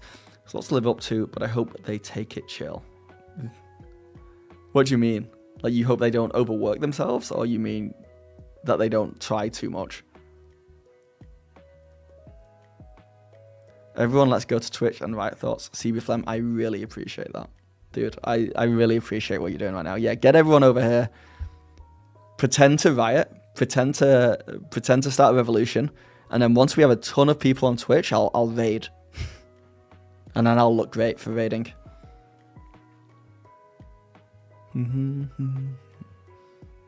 How long have I been live? I've only been live for an hour and 47 minutes.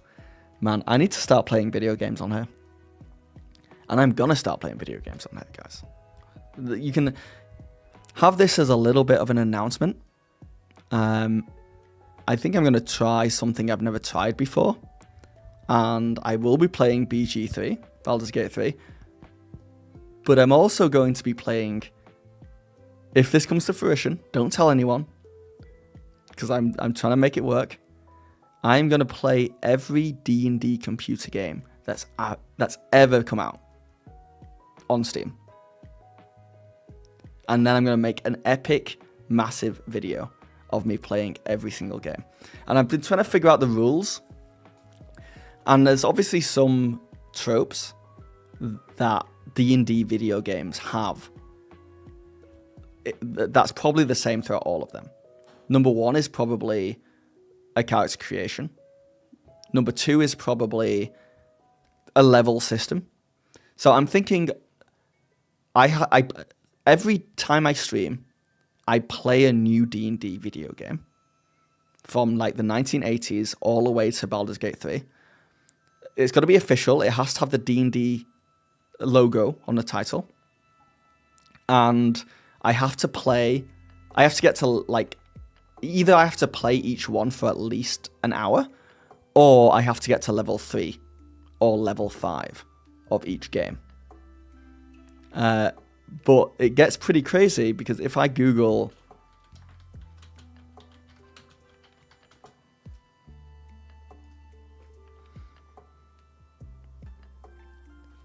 D&D video games,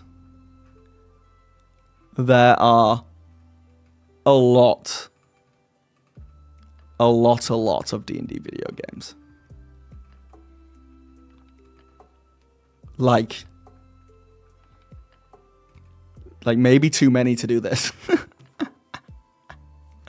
So I'm thinking we don't count stuff that is... I think we only do Forgotten Realms. To start with, we only do Forgotten Realms. Which is just starting here. Which is just these guys. Now, they also have to be on Steam for me to get. And I took a look, and most of these are on Steam.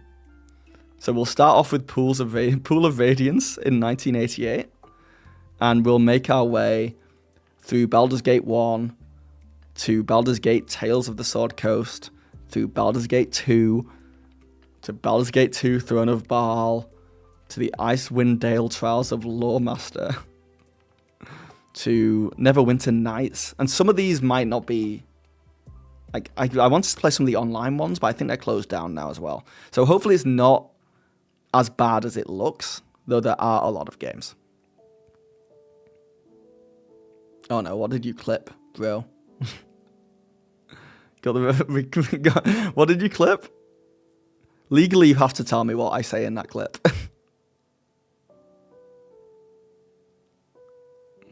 Just have a load of these on floppy disks back in the cupboard. Oh man. Please call it Guy Gets Gargantuan. My promise. What was it? That I play every single game? Yeah, I'll be streaming on YouTube as well. Oh no, so I've got to do every single one. But only if people watch. You got to watch me play them. So if you're not interested in the content and you're bored by it, I'll stop because I'm not playing into the void. But I think it'll be a really interesting look at how D&D and video games have developed and grown. Probably with side by side with D&D. Set in stone, I have to do it. I think it'd be a fun way to make the streams interesting and stream for much longer as well, because I'm doing something. It's not just me chatting. So we're starting with Pool of Radiance, and let me see if I can find a went to the wrong camera. Let me see if I can find a YouTube video of Pools of Radiance so we can see where we're starting. Because I imagine the graphics aren't great.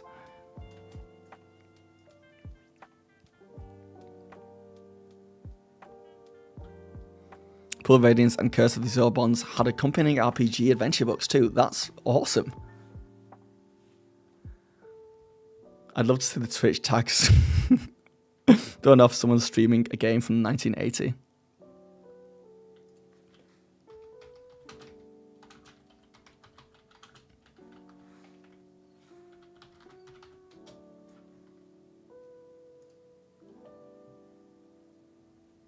Okay.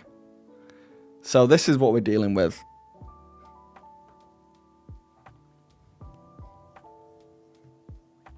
(1988) Pool of Radiance, the first game. Oh, is it just text-based? Oh, interesting. I'm like both excited and scared, you know?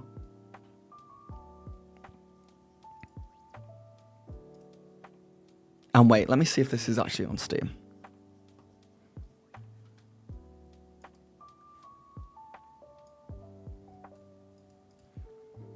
Because I know they do like collections on there. Yeah, Pool of Radiance is on Steam.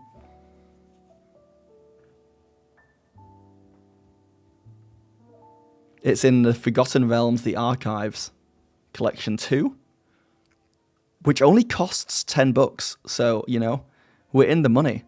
I just need to make $10 every stream, and I'm laughing.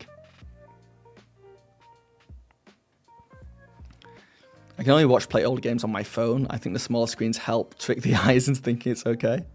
Leon J, thank you for the gifted sub to Cheese King 29. Thank you, Leon. That will go a long way to buying these games. Yeah, so... And also, it's a YouTube trend right now to just play a bunch of games. Like, I played every Spider-Man game, or I played every Rockstar game. So I think it will do well, but it might not be a trend anymore when I finish doing this in 80 streams.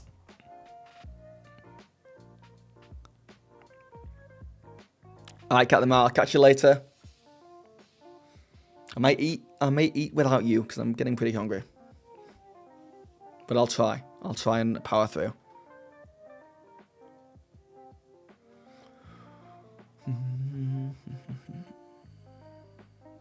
Dulce's Dent. Mr. and Mrs. Dent. I think I could do a good Two-Face, you know? No, wait for me. Okay, fine. I'll wait for you. I'll just have a snack or something. Man. But yeah, I'm still thrown off from Japan. When did we get back? We got back on like the Tuesday, so it's almost been a full week. But like I said, today I napped in the middle of the day, and our eating schedule's way off. Just a little bit. Just enough to really screw us over. So we're having lunch. We had lunch at like 10:30, 11 this morning, which you might argue is just breakfast, but it was our lunch. Meaning I'm starving now. That's what I'm saying. The ginger bit would help displaying Two-Face. Yeah.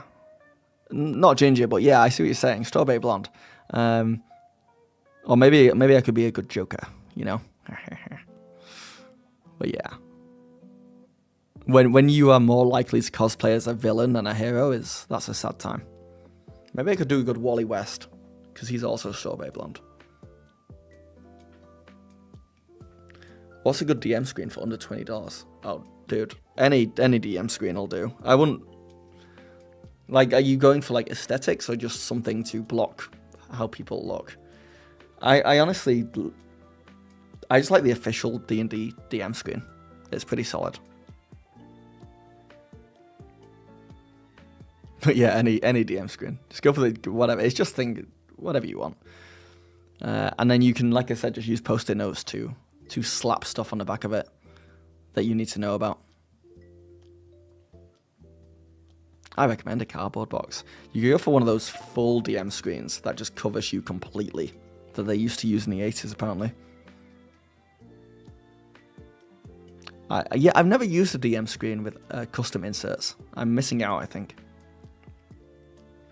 Oh man, Twitch is so much better on the phone than YouTube? Or you just mean it's better on the phone than PC? When your signal dips a little bit, like it like auto corrects the refresh rate and everything to keep it. Have you seen that person that has that massive D&D screen from over like 5 years? No. Is he on YouTube? What should I search on YouTube to find that guy? The interior of the 2024 DM screen is good, but I dislike the artwork. Yeah. Well, you don't have to look at it. That's the players have to look at that. Better than YouTube. That surprises me. I thought YouTube had a good online app. I must admit, when I'm watching a creator who's multi-streaming, I prefer YouTube for the ability to jump around. And I like YouTube in general feels cleaner to me. But there's something about the way the screen is displayed that Twitch does better. It feels like it's a bigger, higher quality screen. When it's not, I don't think. It's just a weird thing that Twitch just looks nicer with that. But the overall site and everything else around it and getting around it and all that stuff, I much prefer YouTube. Twitch is better with streams, in your opinion? Right. You'd hope so, because it's the only thing Twitch does. Yeah, I bet he has insane figs.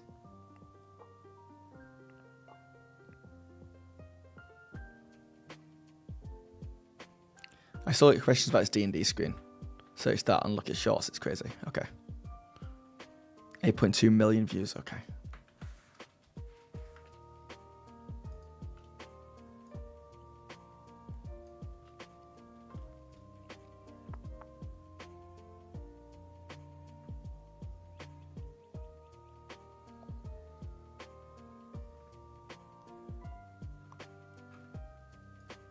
Oh yeah, here's what I'm looking at.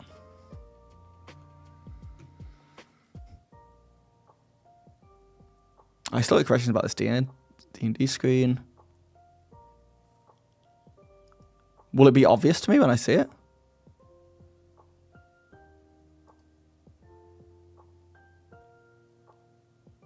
Have I seen the game schedule one? No. Woman with the 6-foot DM screen. Oh, Diana of the Rose. Yeah, I have seen this. Yeah. That's pretty crazy. That is pretty crazy. I want to see what that looks like on the table.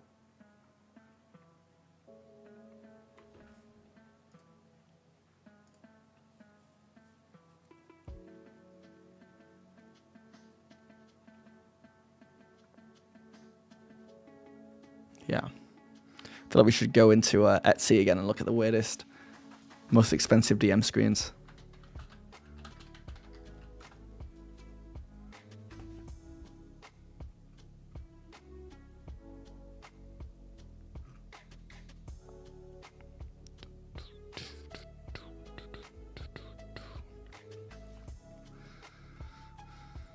Imagine that in your salad bag. Cool, Cinder. I love Diana. There are some people who just make insane shorts and TikToks and have absolutely just taken over the D&D space. Like Zach the Bold is one of them, and it's crazy how much that creator space has changed completely. Yet it's still so hard. Like it's so hard to merge the two. It's so hard to like get hundreds of thousands of views on shorts and also hundreds of thousands of views on long form videos. Like there's very few people who I've seen do it. I think D&D Shorts is one of the few people who've managed to like blur those lines. You kind of got to choose one or the other. My shorts are crap. They don't do anything. It's terrible. My TikToks are like so bad.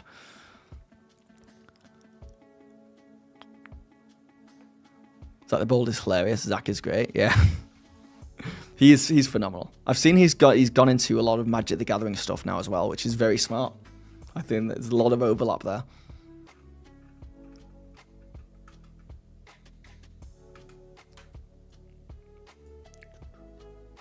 Oh wait, what was I looking at? Oh yeah, Etsy DM screens.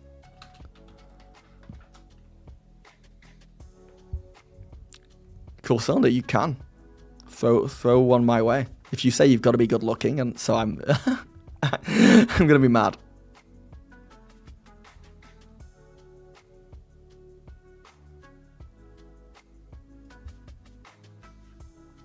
All right, Rhea, thank you for popping in. Have a good night.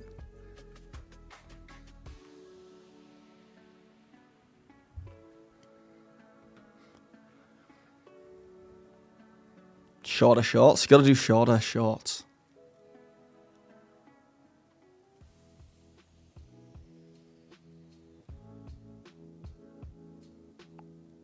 That's what you're saying? You want shorter shorts? Ray William Johnson did a video and there was a TikToker with like 3 million followers and did a meet and greet and no one showed up. Retention of fans must be hard on TikTok. Yeah, people don't follow. I mean, Zach the Bold is doing well for himself. But it's very hard to build a community, I think. People don't connect with the creators the same way they do from YouTube videos or from streaming. Streaming is obviously the best connection because I'm just chatting with you guys. And that is, I've looked into that and apparently it's really bad. Like people who are like millionaires from shorts and it's so successful and then they try and do something that needs community and no one comes because people don't like the creators as much as they like their content. It's a weird separation. They don't have enough time to really connect. Do I mean video short or my Oh, right, yeah. Shorter shorts. Jorts. Jean shorts. Maybe I try different shorts.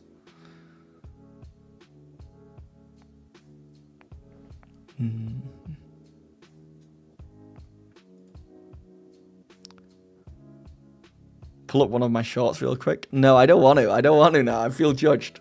No, I know I make bad shorts. I don't want to. I try and make shorts like Ludwig makes shorts. But the issue is I'm not Ludwig, so they don't do as well. We love you, Phil. Dent and all. You guys, I think you guys like me more because of the dent, if I'm being honest. I've got to do a better hook. I will work on it, Cool Cylinder. You spent one day watching all the shorts and liking them. All my shorts? Thank you. Check, going to start recommending products.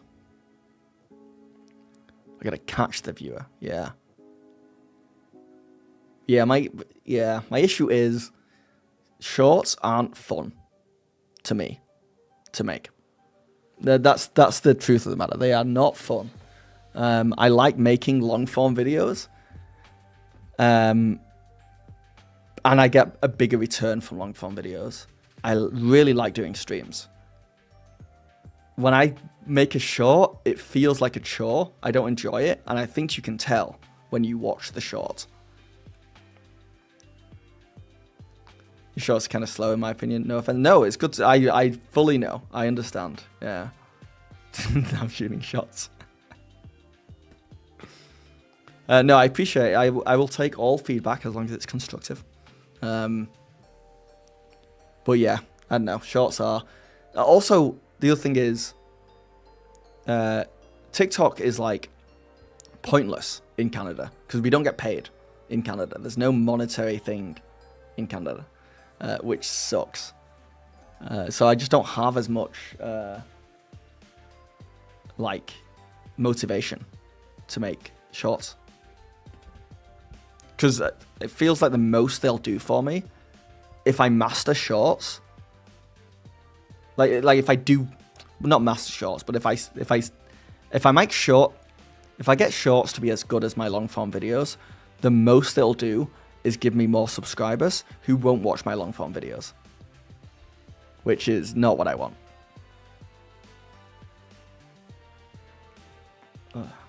Smaller methods, snippets of streams, and funny moments. Yeah, but I've got to be funny for that, and I'm not. So something else to work on, I guess. Smart clips his streams, which links his VODs, which gets shown on his main channel upload summary. Smart clips his streams, which links his VODs, which gets shown up on his main channel upload summary. I think I understand your silence. I don't think the joy of making content shows through the content. If you don't enjoy it that much, you shouldn't do it. Yeah, especially if there's no real return of investment. If I had the choice of making really successful shorts or double or tripling my views on long form videos, you better believe I'm choosing long form videos. Yeah, just be good at being funny. Do gooder. There's also a link video feature on YouTube Shorts now. Yes, you can link shorts to a video, which, Yeah. I don't know, guys. I'll keep experimenting. I'll keep trying. I just think it's a young man's game as well. I think shorts are a young man's game.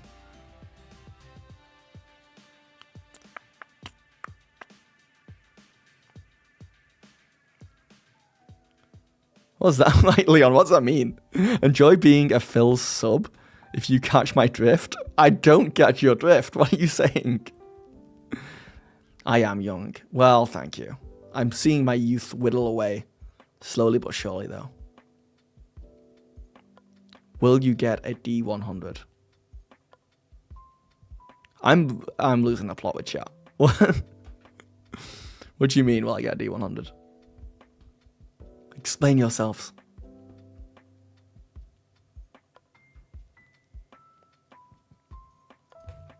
Check out some of these.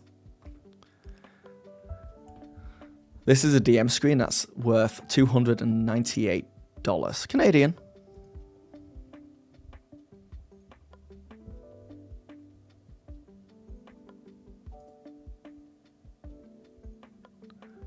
You gifted Cheese a subscription with a little 50 Shades of Grey. Oh, you mean that kind of sub? I should check out Canvas of Kings. You said you would a while ago. Canvas of Kings. What is that again?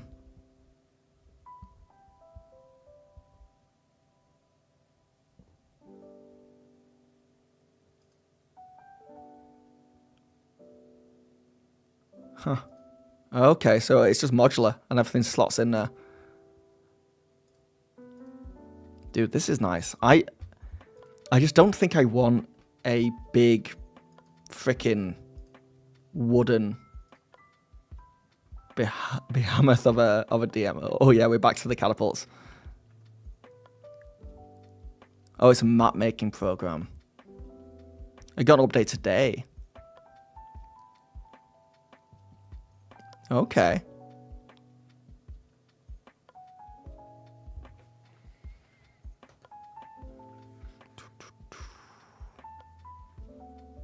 Canvas of Kings.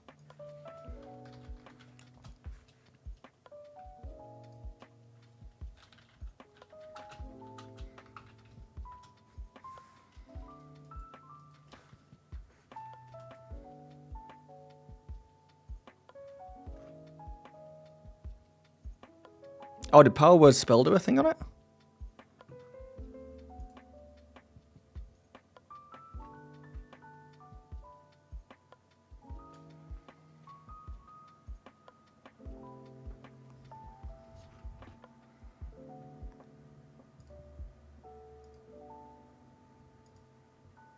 Look at him with his green screen.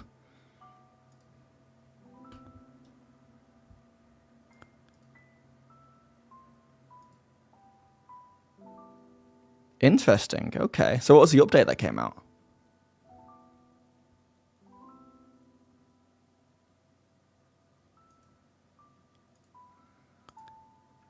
Kelsey, did they?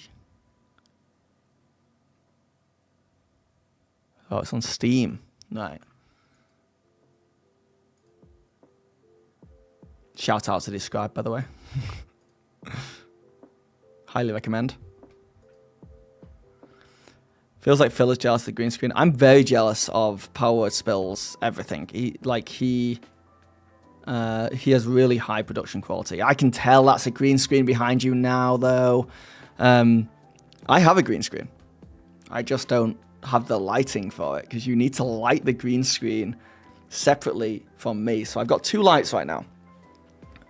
One bouncing off the wall in front of me and hitting the front of my face. And I've got a light back there hitting the side of my face. And from this angle, it has. So if I've got a light coming from here and I got a light coming from over there, but if I got a green screen, I would need like another two lights to light the green screen. It's crazy.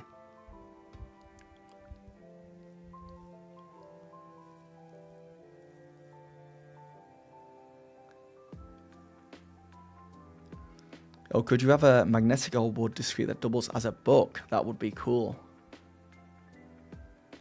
I know the lighting's amazing. It's like 2 tan Norwegian crowns. Guess what, Phil? I've got a green screen too. Do you? Bro's got a professional lighting setup. Power Word Spell does. You want a room tour? Not today. It's a tip right now.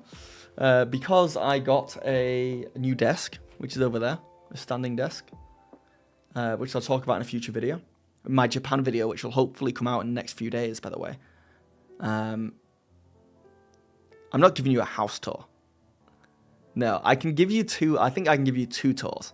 One is a tour of my studio space up here, and then the other tour is of my D&D table downstairs and everything down there, I think. But honestly, I don't know if it's that interesting. It's pretty boring. Like, I'm looking at my room now. I have a couch over there. I have a second desk against the wall over here. I have this bookshelf. I have this desk with my computer set up, which is where I edit videos, which is where I stream, which is where I film, and which is where I play video games. I spend most of the time here. And then downstairs, the D&D setup is just a dining table and a bookshelf full of D&D stuff. You want to see what's in my fridge, Leon? Is that what you want? You have the Harry Potter invisible cloak that works like a green screen. What? How does it work like a green screen? You're just removing stuff from the background. Science, you need to do some prep for your next session. Got to write secret messages in invisible ink. Then when they figure it out, I'll give them the UV light. Ooh. You could actually use the dice I have that glow when you shine UV lights on them.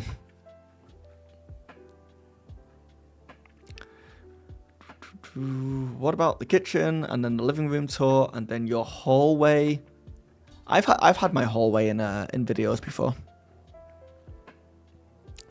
We want the kitchen, living room, hallways, bedroom tour. I don't know why you're obsessed with the hallways. Surely that's the least interesting part. No bathroom? You don't want to see my shower situation? You don't look at me and be like, is this guy a bidet guy? Do you think I bidet? Because that's a question. Because I think you can tell by looking at someone if they have a bidet or not. Need to know what you're eating so I can glow like me.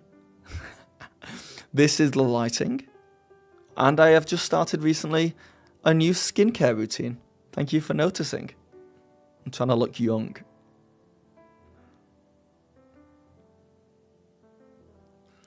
I just had an idea for D&D dice. 1 flint, 1 steel to spark. When you roll, just don't do it near any flammable objects. That is pretty cool though, sounds. They should, you should be able to surround your dice with those little bangers. You know, those little pop banger things that kids have.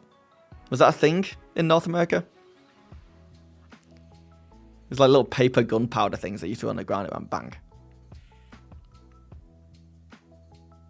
Yeah, I'll do should I start doing get ready with me videos where you see me do my skincare stuff? Get some beard oil on here. Like, you guys don't know this, because how would you? But I smell amazing. What does GRWM stand for, Leon? I'm an old man, I don't know what that stands for.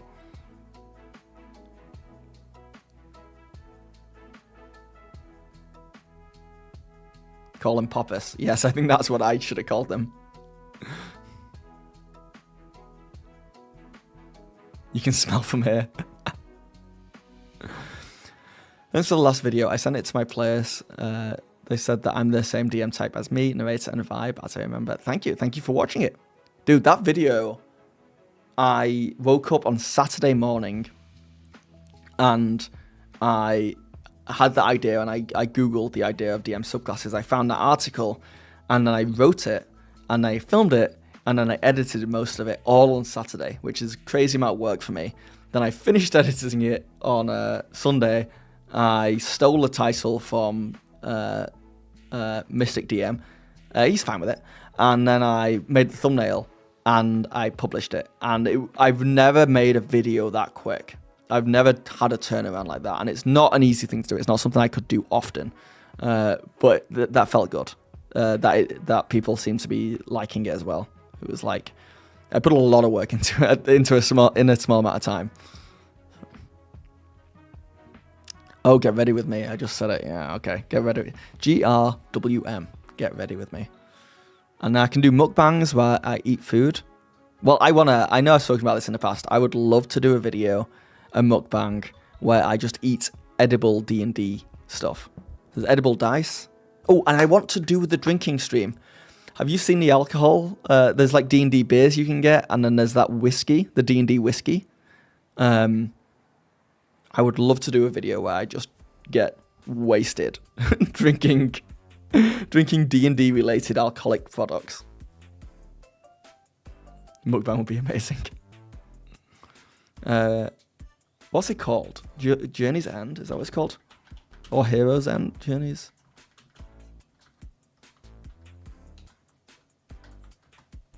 Quest's End whiskey.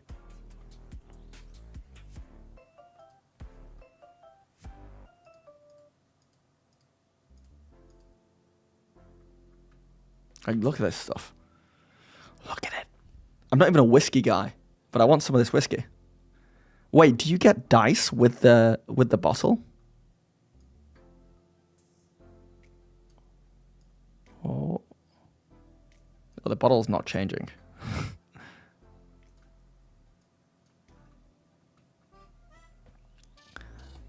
Oh, they've got a critical role one. 10 years of critical role. Whitestone Courage. Oh. Cherry sours instead of a health potion. I like that idea. Like, just when you take damage, you've got to do like a shot of like tequila, or like put in worst possible shot here. It's tequila, by the way. Tequila is the worst shot.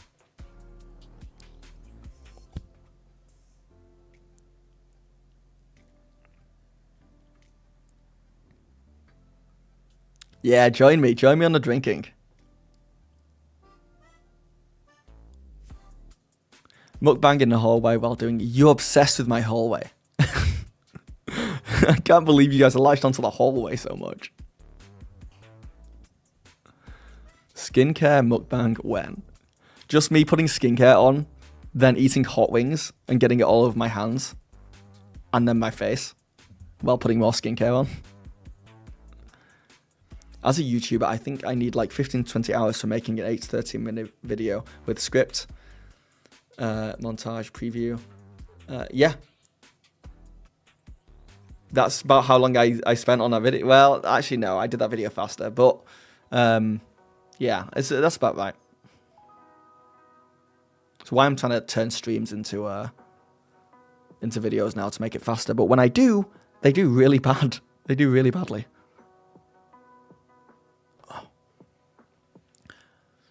What other RPG games would you suggest? I have been wanting to play for a while now. The Kids on Broomsticks. I've got the book. I've been reading it. I've been begging my players. I think that looks so fun to play. So that's what I'd probably recommend.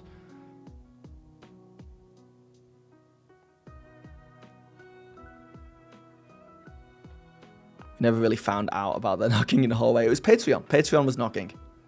Right? No, that was the knock at this door, right?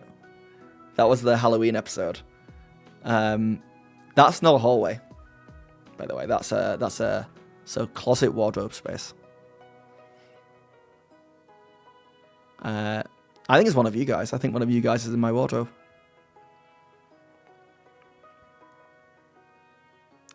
Ashes of Creation. Yeah, so if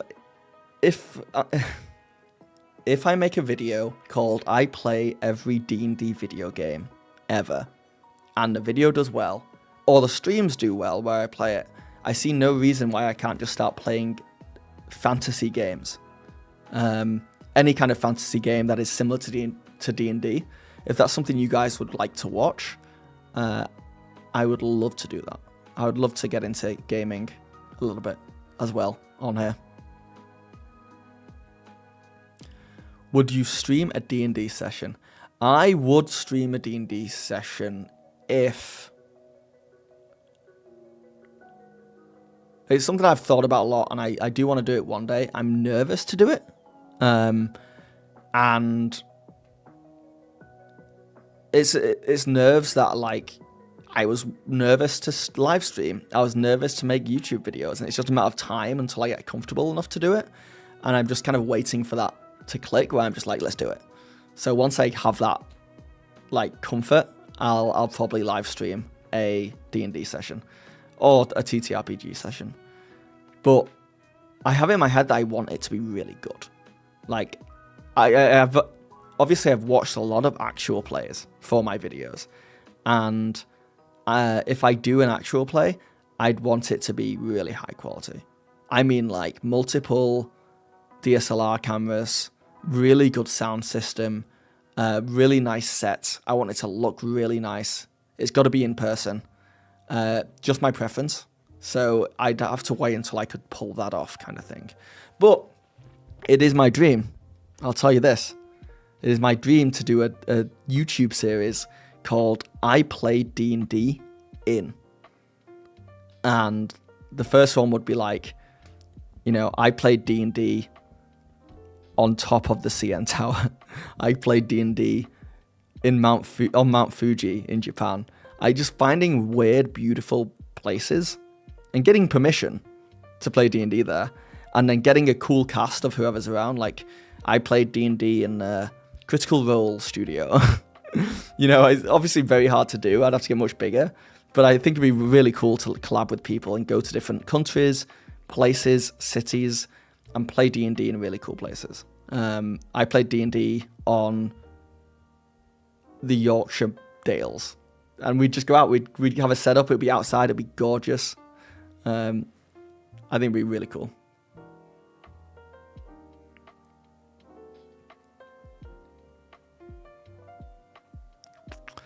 Leon, you'd love gaming streams. Ooh, okay, good to know.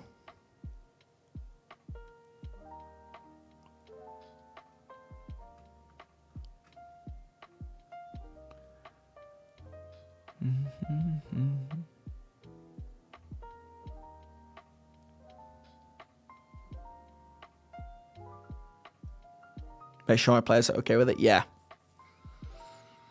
I mean, you need players who are like, I'd want to find players who are people who are comfortable on live streams, who have done it before, and also get something out of it. So like, if they're people who are content creators who can like use it's collaboration for them, that would be good. I'm not sure if my players would want to do it. If they would, it'd be great, but I wouldn't want to put pressure on them.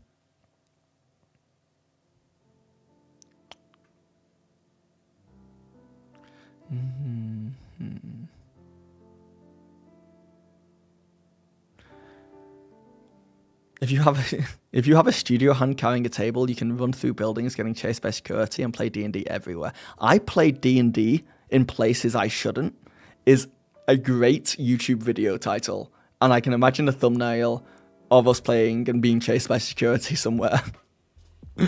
I played D&D on an airport strip, on the landing, on the runway. I played D&D in this guy's basement. Is that a good idea? Yeah, I broke into a house and played D&D on someone else's table. Cool Cylinder doing mod things. I appreciate that. People on YouTube come follow on Twitch. Only if you're fine with it. I don't want to... There are some people who don't like Twitch, and I understand that, and that's cool.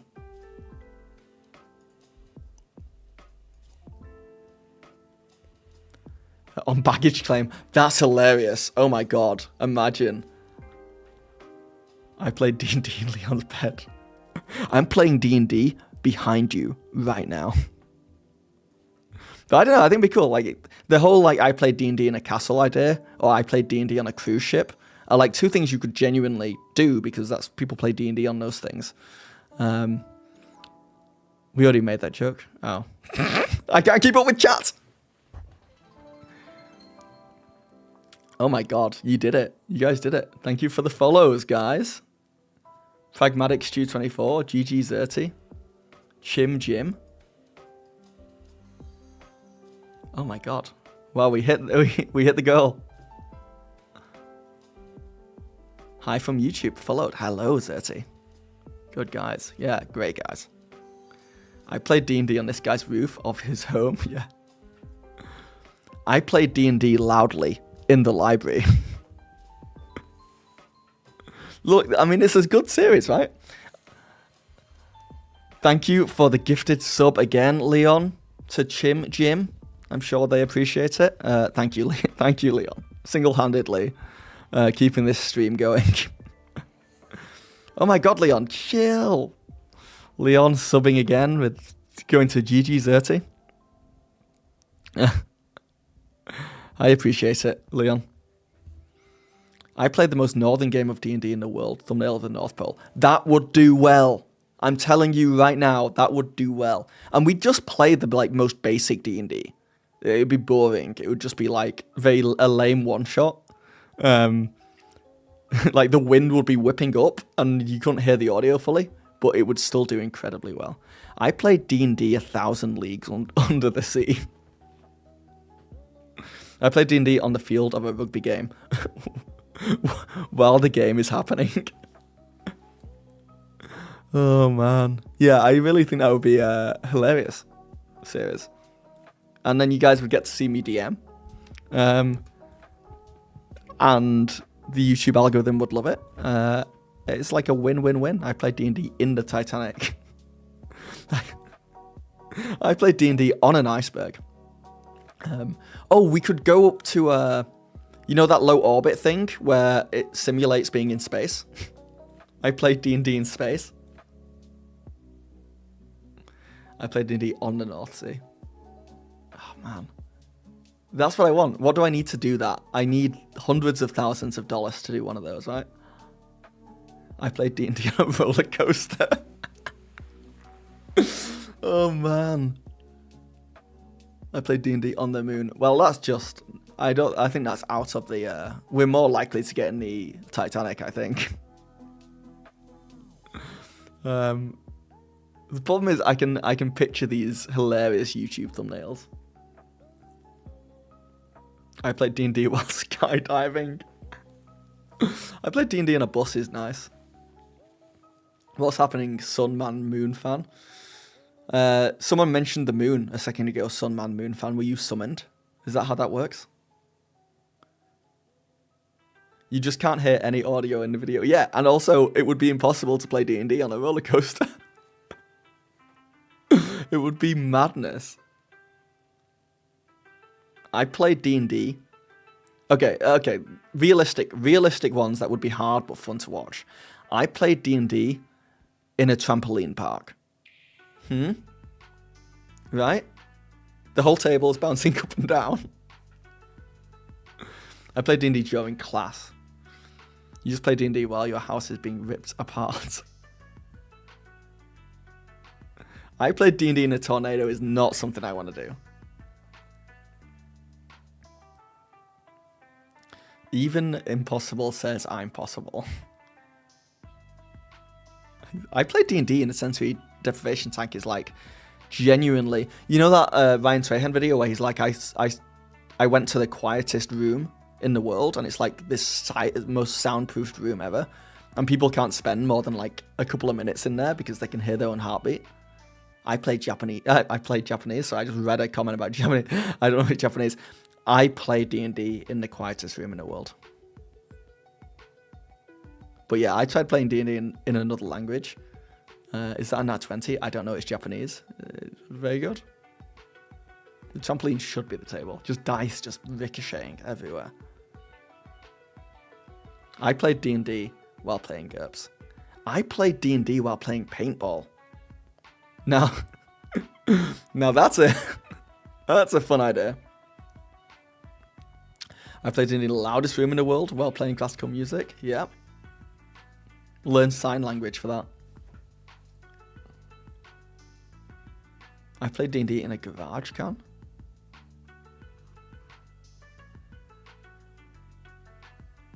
I played D&D on Mount Everest. That's a good video. That's a good video. Because the first half of it is us training to climb up to base camp. And then once you're up there, you can like get in a tent and just be really cold, but you can play D&D. I played D&D while all damage is dealt through karaoke. I played D&D in a nightclub. Yeah, I'm running out of steam, but there's a lot of stuff you can do.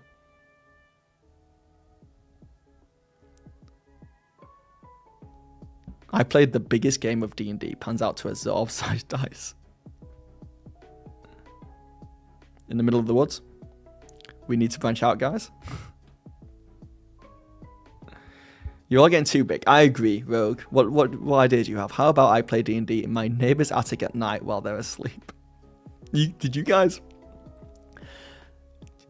watch Smosh Reddit stories at all?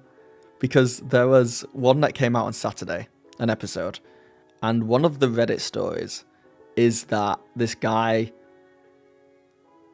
found out that his roommate, like his housemate, was hiding under his bed when he slept for months. And one night, he heard a noise underneath his bed, and he bent down to look and shone his phone flashlight and just saw his roommate, who was just there, wide-eyed, staring at him. And the roommate's like, "Oh my god, I'm so sorry. I didn't mean to." And then left. And then the main guy was just like, he just grabbed his stuff and he just left the house in the middle of the night and went to a 24-hour like coffee place and made that Reddit post from there. And it's just like, holy, that is terrifying. That is terrifying. Yeah, it genuinely is. It's worth going and watching that episode of Reddit Stories just for that, because that's going to stick with me. Yeah. And then apparently, like, the guy afterwards spoke to, like, friends and family and told them the story. And some of the friends and family were like, "Yeah, that's weird, but, like, maybe give him a second chance." I'm like, don't give him a second chance. You get out of there. You call the police is what you do. I played D&D at the beach is nice.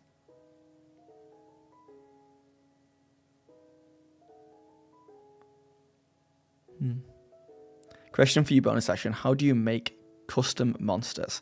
I'm lazy. Like, depending on how custom you want to go, I just take a similar monster from the monster manual and I change stats and I change descriptions and I add stuff to that.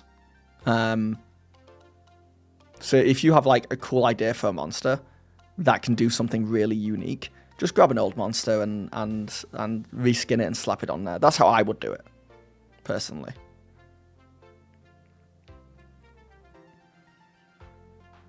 Leon, we can't tell Phil about us under his bed. There's no room under my bed. There's already too many people under there. I loved watching Corpse Husband and Mr. Nightmare X. When I was younger, I'd listen for hours. Oh, did they do Reddit stories?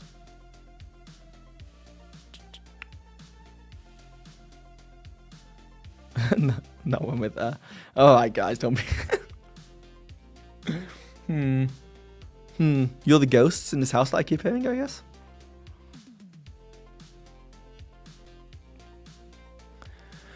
I'm not going to look under my bed now. But they even say in that Reddit Stories episode, Shane is like, he's not scared of stuff like that because he's got cats. And I've got cats, and my cats would act weird if you were under the bed. Yeah, we are the Tent Man. There are a ton of really good homebrew monsters on D&D Beyond that you can use. That's true as well. Thank you, J.R.R. Toking. Good name.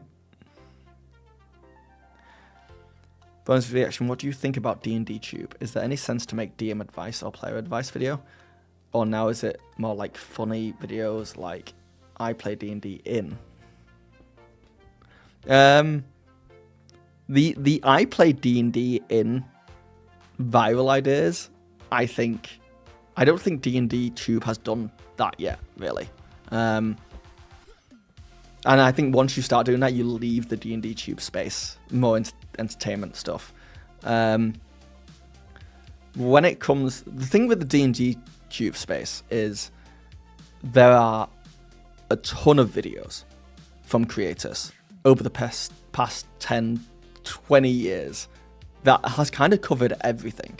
So as a creator, when I want to talk about stuff, I for advice, I either need to find a very unique thing to talk about that is interesting to an audience, or I'm just doing what someone else has done, but I'm trying to reskin it and make it like, I guess, ingestible in a different way, you know. What I'm trying to do is find ways, like videos that are unique and different, and I think that's where entertainment videos are kind of like better long term, because people always want entertainment, people don't always want advice, if that makes sense.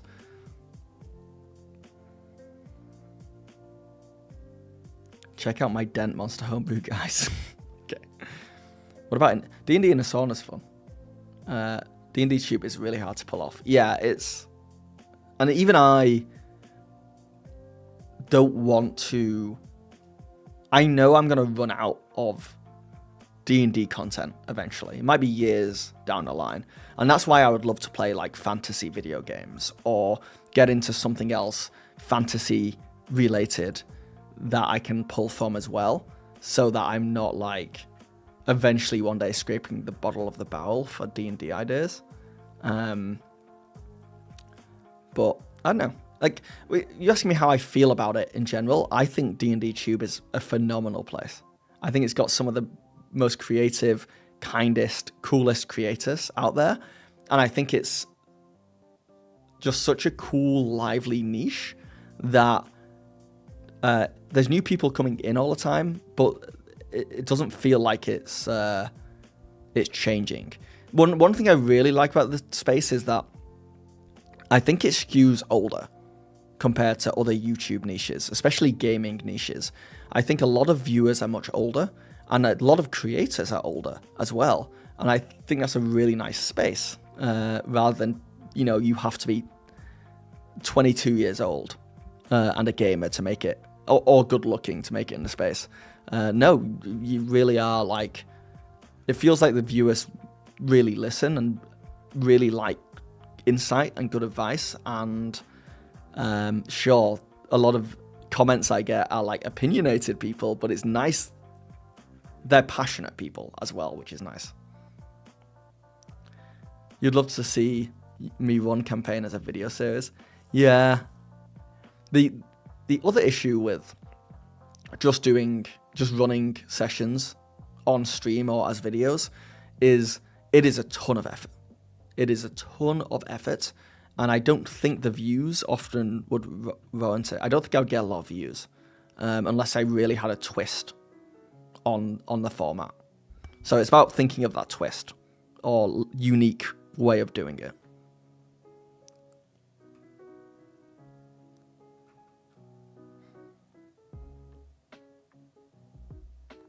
Would I do homebrew reviews, either serious ones or something like XP to level 3 does? Always find those videos so funny and educational. I would do that, because that's something I can stream. Bonus action, I'm just trying to make TikTok channel about me, like a DM, writing, adventure, and my homebrew, and how it's going, and I'm thinking, is any sense to make something like this on YouTube? Dude, I'm still trying to figure out YouTube. I really am. As far as I can tell, if you want to grow on YouTube, or the best way to grow on YouTube is genuinely, like I said, that unique, creative twist that only you can do. I don't think you can just make a video without really thinking about what will do well.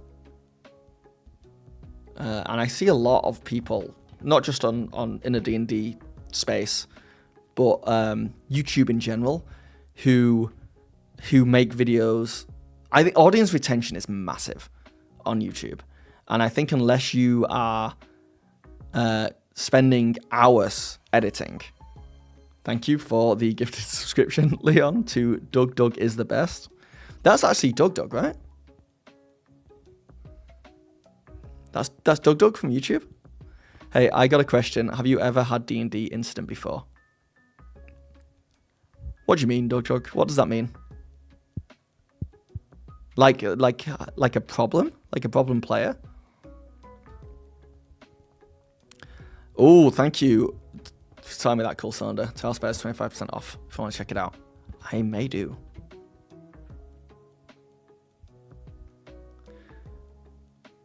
Do I have a favorite character that I've created? If so, can you share it with us? I've got a favorite NPC duo. It's one of the first NPC duos I ever made. It's a really dumb one, and I'm sure everyone's made this character or these characters, but my players really loved them, and they ended up being dragged around the whole campaign as adopted, and they were made completely on a whim. And you'll realize why when I tell you the names. You'll realize that obviously this guy made them up on the spot. The players were in a bar, and they were asking who else was around the bar, around the tavern. And I was like, "There's some goblins at the bar having drinks. There's some orcs over there. There's like another adventuring party over there." And they were like, "We go to the goblins." I was like, "Oh crap! I didn't plan the goblins." And one of my player characters, this was like literally my third ever session, and one of the player characters was like, "Hey, what's your name?" And I was like, "Okay, so the goblins are called Dip and Dot. One's called Dip, the other one's called Dot, and they look kind of like each other, but you don't know if they are siblings or dating. They could be dating, they could be siblings." And so I created Dip and Dot, and they were like little goblins who kept telling stories of like grand adventures, but it was obvious they had never been on an adventure, but they kept like saying they had and saying that they were good at things. And then I was like, I took that and I was like, they need to travel to the next place you guys are gonna go. And my players like grabbed that hook and like, "We'll take them there." And then they just stayed with them the whole time. Dip and Dot, the goblin duo. They never did find out if they were siblings or dating. I kind of left hints at both, and they could be both. But those are my favorite characters that I've created, because you can't beat the original improv duo.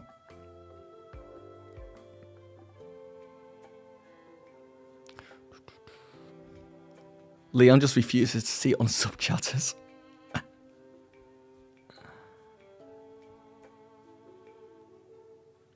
Leon, do you just gift a sub to every first time chatter? Let's test it out. If no one's chatted on Twitch yet, please chat and let's see what happens. No, Leon, don't give me any more money. I think he just does it on a whim. He's just like, he just feels things. It's like data refinement from Severance. You have a Polish language channel with 600,000 views in 1 year and 35 videos. Leon, thank you for the gifted subscription to LJB. He just felt it in that moment. But I feel it's not a most interested thing for me. That's the other thing. Yeah, Gigi, you need passion. You really need passion for it. Who is the best DM in the world? No such thing. You can have favorite DMs. My favorite DM is Matthew Mercer, as you probably know from all my videos with him in the thumbnail. But there's no such thing as the best DM. Oh my god, what is... Thank you for the follow. Doug is the best. Thank you for the follow, JRR Toking. Confirmed. Yes, I think we are going to hit the sub goal. I once improvised a less intelligent tavern keeper named Grim. He had a peg leg and was way too eager to go out and combat with 5 feet of movement speed. Those are the people, like people who are just who are obviously not suited for the world, but they're so confident and eager. Yeah, they protect him at all costs. I love it. Leon, never apologize, my friend. Your current favorite DM at the moment is Harry McIntyre of Natural 6. So much fun. Great group too. Yeah, Natural 6 are like new in the space, right? Like they started like last year. I think they're doing pretty well. Would it be a good idea to run an official known campaign for all from memory? I ran Curse of Strahd from memory alone. Maybe. I just don't think... You won't believe it looking at my videos that do poorly, but I think a good way of thinking about like making a video, even in a niche space, is like, could this video get 1 million views? Are there 1 million people who would be interested in a video like this? And when I think of like top 10 pieces of gear for new DMs, I'm like, yeah, 10 million people, not 10 million, like 1 million people might view something like that, because that's a really like open thing. It's going to be up for years, and there's going to be new DMs coming in and seeing it all the time. That could get 1 million views. That's worthwhile. But then like I DM'd. I played D&D at Everest Base Camp. Could also get 1 million views. Very obvious, such a clickable thing. But then like I ran Curse of Strahd from memory. I don't think maybe that could get 10 or 20,000 views, maybe 100k max. And it's just like, are you going to spend, weeks of your life working on a video like that? Or do you want to try and find something that could get 1 million views? And I say that from a place where I don't have many million views. I think I've got 1 million view video. But it's just a good mindset to get into of like, you want to raise the ceiling of views as much as you can. Doug is best. He once had a session where your players found a river as I told them there was a monster in it. So he decided to scream a cannonball and jumped into it, waking a dragon turtle. Leon, you're just happy to welcome some more people. Well, I appreciate it.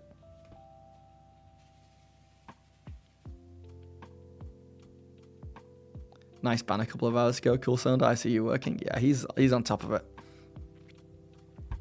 If you speedrun Curse of Strahd, like Super Mario, it may get some views. I like the idea of being like, I speedran D&D. But I feel like that's a good video idea. But then when you think about like someone watching it for 10 or 20 minutes, I'm not sure what people get out of it after the first like minute of it. But keep them coming. These are all great ideas. I do like it. I speedran Curse of Strahd in a haunted. Now, I played D&D in a haunted place. I think is really fun. All right, cool, Sunday. Catch you later. I speedran a D&D campaign from level 1 to 20. I don't know what that looks like though, because I can just level. Like a DM is in complete control. I can just level up whenever. Unless it's an XP based one. But yeah, guys, help me come up with video ideas.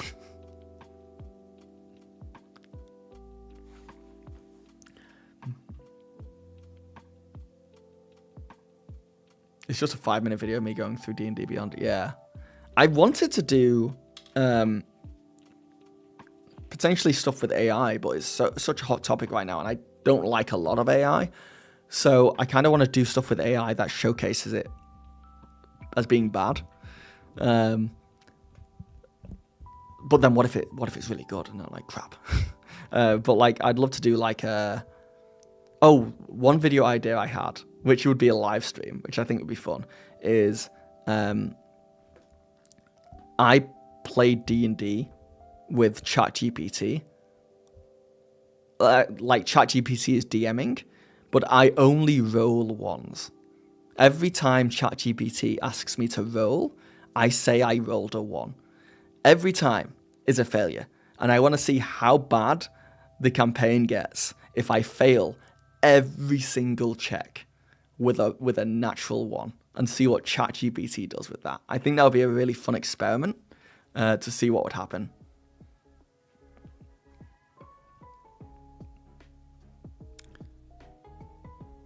Here's a suggestion. So I'm making videos about turning video games characters into NPC characters or monsters. That is fun. That is fun. There'll probably be like one big video where that's a good video idea, actually. You play up based and it's just killing anything and everything. I played Undertale in D&D campaign. How fast can you choose all the character options in D&D Beyond for a level 20 character and you speedrun all the classes and subclasses? One of those is fun, and this is what I do want to start doing, is if I started collabing with other creators and I said like, we're having a competition now, if I could be like, Deficient Master, how fast can you make a level 20 character? Oh, no, I did have a good idea of making like a Pokemon battle simulator using D&D monsters.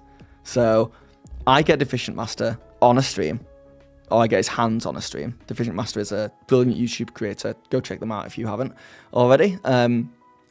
and I say choose any CR5 monster from the monster manual, and I'll choose a CR5 monster from the monster manual, and then we simply fight each other. We take turns. We're in combat. We roll to hit. We roll damage. We take the HP off and see who wins. I think that could be really fun. Maybe not. Maybe it would be really boring, I guess, but we'll see.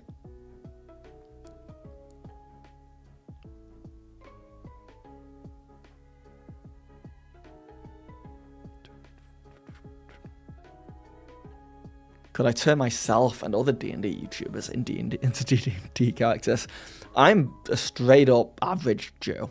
I'm 10 across the board.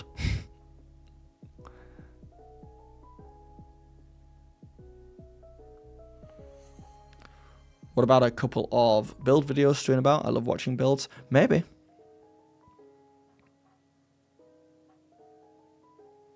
Yes, like a gladiator arena tourney. Indeed, yes.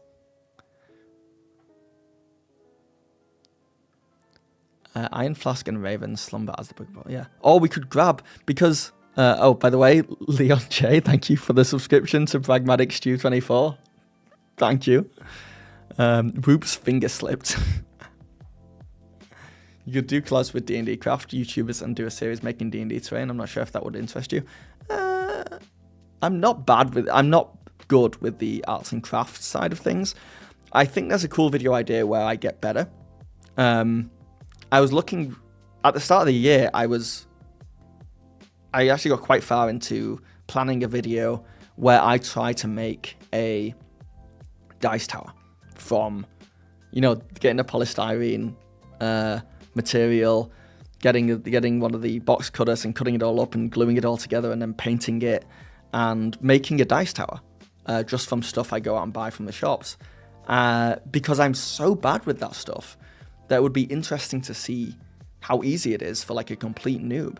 And I don't know why I didn't make that video. Maybe I'll bring that back out because I think that would be fun. Like, I made a D&D dice tower with 0 experience.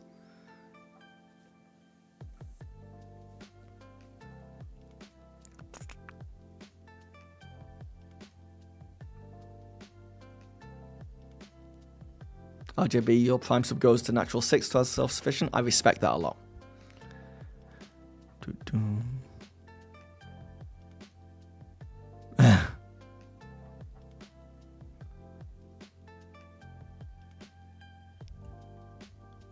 You think stuff like that could be fun? I think so. I think I would like to push myself. I'm in like an interesting place where, for like arts and crafts thing, like the fact that I have no experience making stuff probably makes me a really good creator to make those videos, because then other people who have no experience in making stuff can watch me struggle and do it and learn from that, as well as watching like the actual pros who do it. I play D&D, but everything is a random encounter. It's a great one as well. Yep. I play D&D, but every time someone says the word dragon, a dragon spawns is another one that we could steal straight from Doug Doug.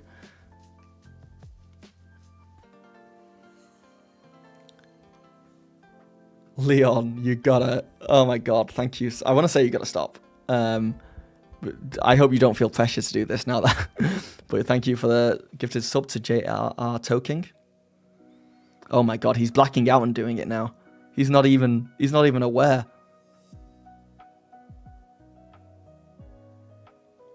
But yeah, it will be good for beginners. Yeah.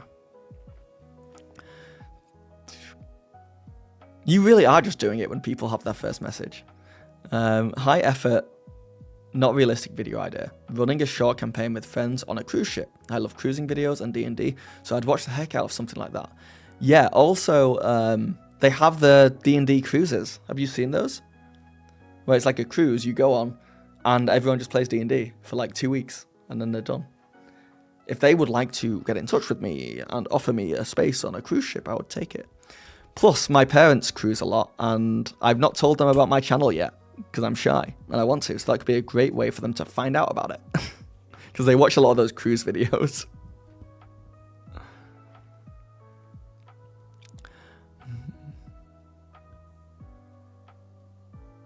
you could go over your DM set you use when playing. Yeah, I've kind of done that in videos in the past, though, as well.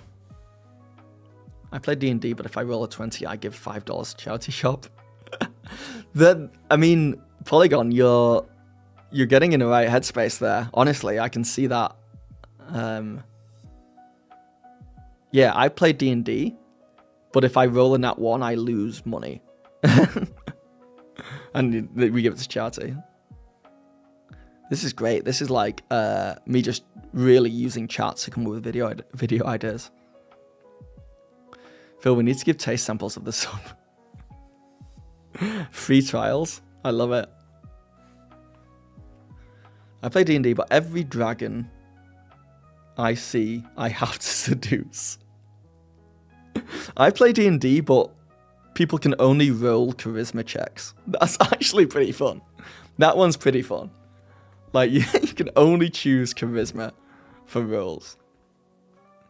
You can't get through a door? Well, sorry, you're going to have to charm it.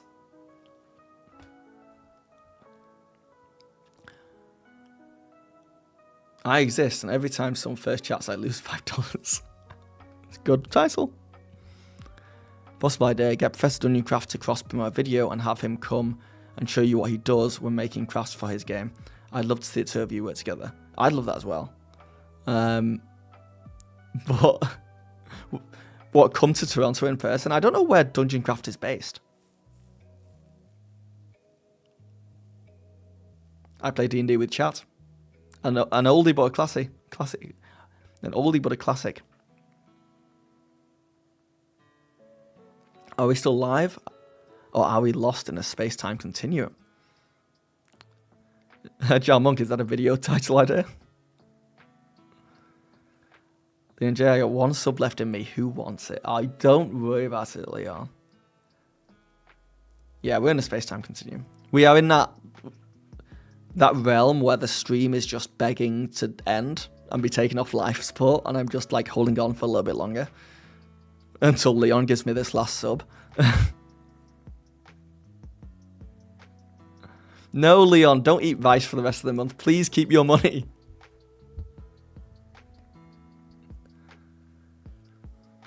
Phil said he was thinking about stopping, but then Leon started paying for subs and he doesn't want it to end. You nailed it. You've nailed it. I can't end the stream when people are actively giving me money. It's not possible. Too late, Phil. You knew this was coming. It is like the most pathetic thing. It's like, oh no, Leon, please stop giving me money. Think of yourself. And I'm like, obviously, I'm just like, yeah, give me the money. Give me the money. Give me the two tones of a Twitch streamer. Yeah, no one wants it. So you should treat yourself, Leon. Or give it to Natural 6 or something. D&D, but if I roll a 1 or 20, I give $20 to Chris Pratt. What? There's also just like very stream-based ones. Like if you look at the streamers on YouTube, you could do one like I could do like a subathon where I run a game of D&D and I don't stop while people keep subbing. And the D&D game could go on for days. That could be good. But I would need players who are also willing to like do nothing but play D&D for a week. Phil can come sleep on my couch for the next month. I meant to say Phil. Leon can come stay on my couch. Yeah, Leon, that's the sitcom I want to see. If you do a subathon, I'm going to have to file for bankruptcy. Yeah, I don't want you to do that. And sleep when? Well, a lot of streamers, they'll still sleep.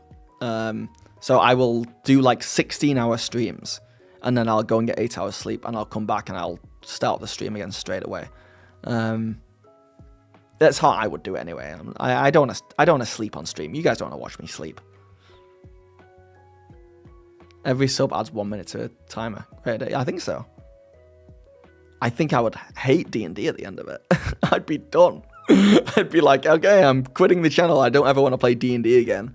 But I think it'd be a fun experiment and experience.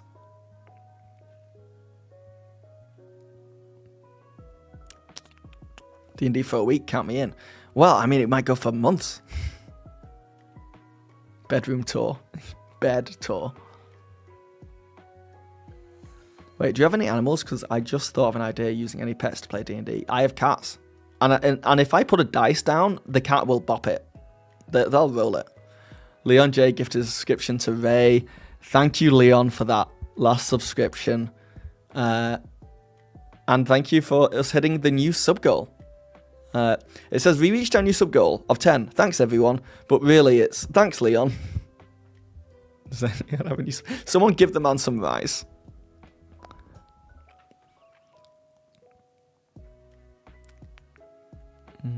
End of the month, need a little bit more money. Perfect time for a sleeping stream. Yeah, you're gonna see me at the end of months. You're gonna see me panic monetizing wise. I'm gonna be doing some wild stuff.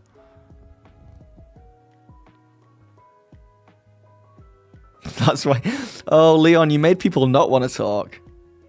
It backfired because people care about your well-being. Don't worry, Phil. We already know what you look like sleeping. You don't need to stream it. Creepy. Once again, creepy. I've used cat roll d20s as enemy rolls. Do they roll well? There's a thing I would 100% watch. Cats doing all my rolls. Once again, it's funny for like a few minutes, but I don't know how long you could make that video before it gets old.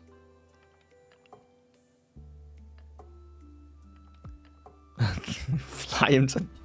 No, it would be easier if you just gave me the money you'd spend on flights and we let Leon keep his own money. Thoughts, concerns, queries, prayers? No, guys, talk now. I have nothing left. You're all free to chat, please. Doug, I play D&D, but the second I say the name of a monster, I instantly have to fight it. Yeah, that's fun. Doug is the best. Are you a fan of the YouTuber Doug? I take it, I guess. Because he does videos like that so well. So phenomenally well.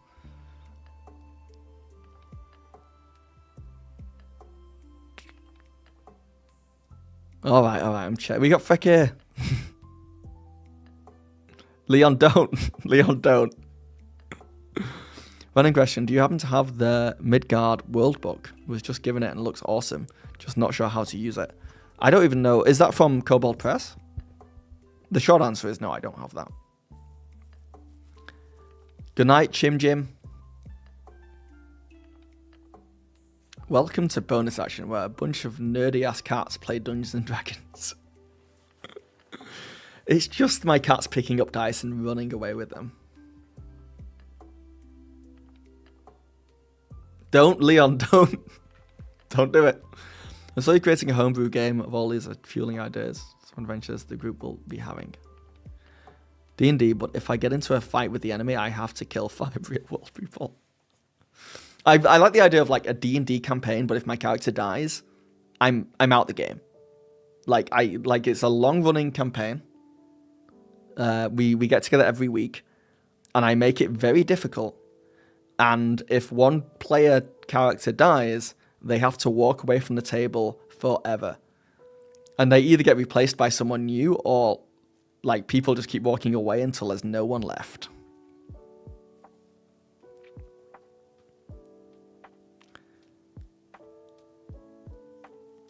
Killing 5 real-world people is not an idea I'll take. But yeah, let's put that one on the bench for now.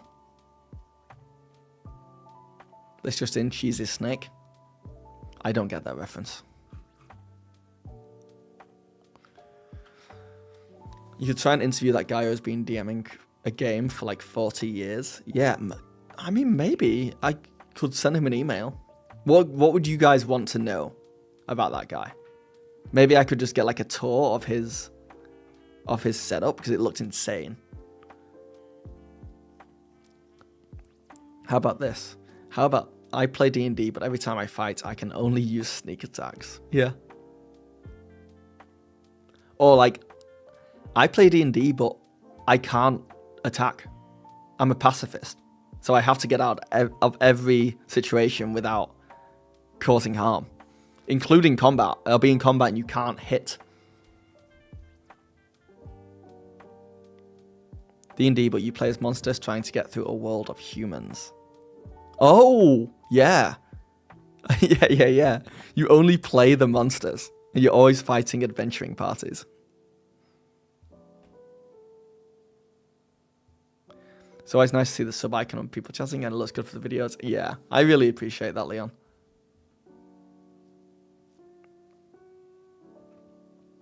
Cool Cylinder, I'm kind of back. Welcome back. Gonna have to go back now and see what vids you've done for advice with new player. Yeah, it's sprinkled around, SG. But it's mostly my my videos where I look at famous DMs and look at how they play.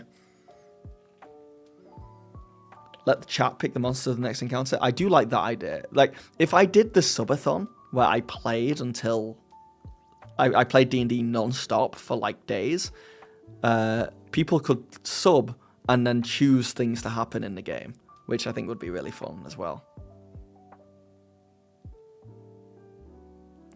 Plans to be the last one standing at your game. There can only be one. Yeah. D&D but Highlander.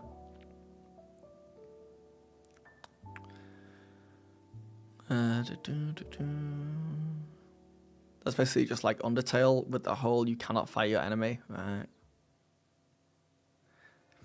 His setup is insane. Complete basement setup and operating to support his longest running game. Yeah, it would be really cool to get a tour of that. Okay, Mick, have a good night, man. Your only character action is to hide. I like that.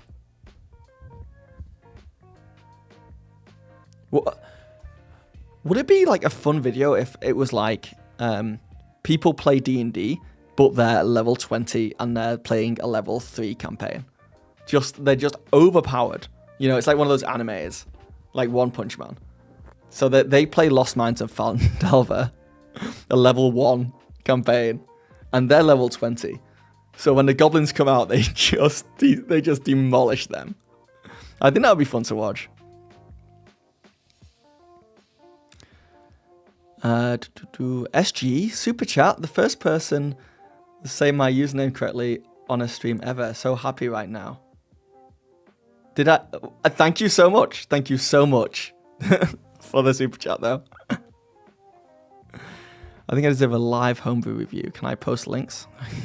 He says posting a link. You can. But it's the Dent Monster. I've told you what I feel about the Dent Monster. Oh my god.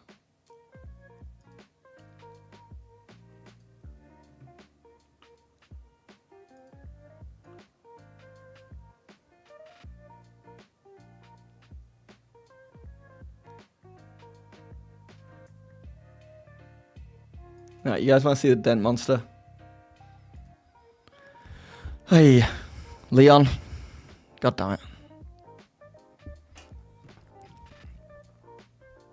The Dent Monster. And this is an attack at me, by the way, because chat, for some reason, thinks I have a dent in my head. I don't have a dent in my head. Okay, CR 12 is pretty strong. It's a large aberration, chaotic evil. It's got AC 17 thanks to its dense hardened hide. It's got dent eating hide. Whenever the Dent Monster is hit by a non-magical weapon, it gains temporary hit points equal to half the damage dealt. The attacking weapon also takes a dent. After 3 dents, non-magical weapons break. I like that. I don't have a no Cheese King. I don't have an abnormal dent. I have the same dent that everyone has. The mouth dent. Dent Resonance. Creatures wearing heavy armor or wielding shield take a -1 penalty to AC every time the Dent Monster lands a melee attack. Okay, I like multi-attack with bite and clawed dents. What's a clawed dent? What is a clawed dent? Oh man, a John Claude Van Damme. Clawed dent, dent stomp. Legendary actions. Dent check. The Dent Monster scans a creature within 30 feet. If they're wearing armor or wielding a shield, they must make a DC 16 con saving throw or immediately take a dent, which is -1 AC. Dent reflex. Ultimate dent. The Dent monster releases a concussive wave affecting all creatures within 30 feet. Each must make a DC 18 con saving throw or take 34 bludgeoning damage, be knocked back 15 feet, and have all their gear take 2 dents. A monstrous fusion of twisted metal and flesh, the Dent monster roams battlefields and ruins, consuming the remains of shattered armor, broken weapons, and even the bones of fallen warriors. Its jagged dent-riddled exoskeleton constantly shifts and reforms, absorbing the impacts of attacks and using them to fuel its terrifying strength. Its claws, large enough to snap a shield in half, are driven by an insatiable urge to dent, crush, and destroy anything in its path. Legends say it was once an indestructible war machine, cursed by vengeful gods to forever warp and deform, never knowing true form or function. Now it seeks to share its eternal ruin with all who dare wield arms against it. This is actually a really good description. Its presence is marked by a trail of craters, shattered armor, and weapons twisted to grotesque shapes, a graveyard of warriors who thought themselves unbreakable. Those who encounter the Dent monster must be wary. What it does not destroy, it corrupts, weakening even the strongest steel. Lair and lair actions. Dent Quake. Dent Magnetism. So it pulls in weapons and armor, right? Oh no, disadvantage. And Resonant Dent. The walls echo with the Dent monster's power, causing all magic armor and weapons to flicker. Until the start of the next round, all magical weapons and armor lose their magic properties. They still function as mundane equipment. That is phenomenal. And if I was logged in, I would for sure leave a comment about it as the original Dent. Thank you, Leon, for creating that, I guess.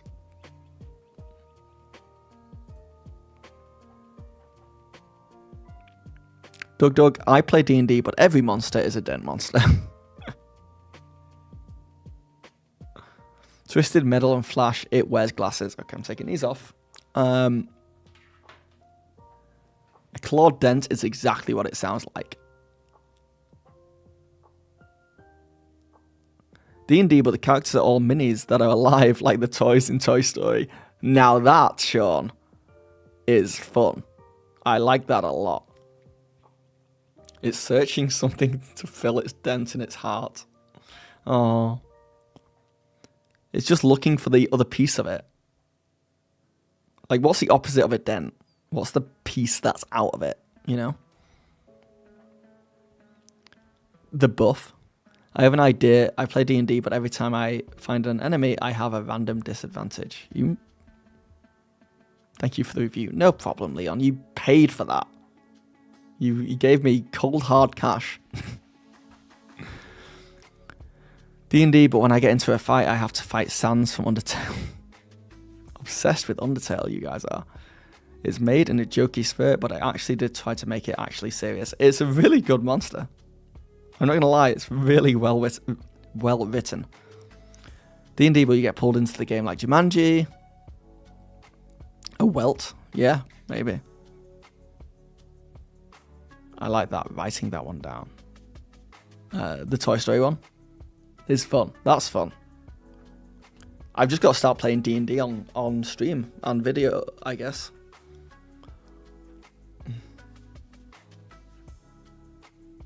Simulating fight with the Dent monster when? Okay, Leon, I'll tell you what. I'm streaming a bunch this week, I think.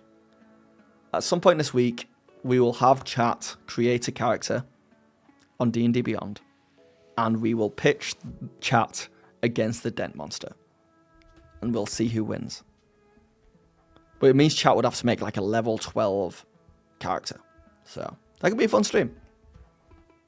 Chat versus Dent monster. D&D, but whenever I see the Dent Man, I have to do a whole extra campaign. Dent Man is not... I don't like that name. Don't start calling me that. D&D, but I only have X number of rolls per dice per short long rest. You know, that's getting a bit niche, though. It's getting a bit niche.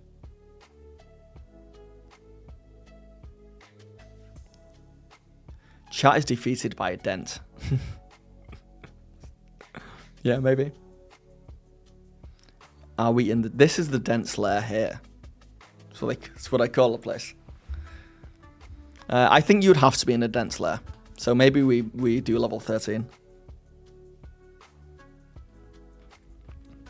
In all honesty, I think it would be really cool to see a video like you did with your wife, where she tries to guess the name, except this time she tried to guess the stats.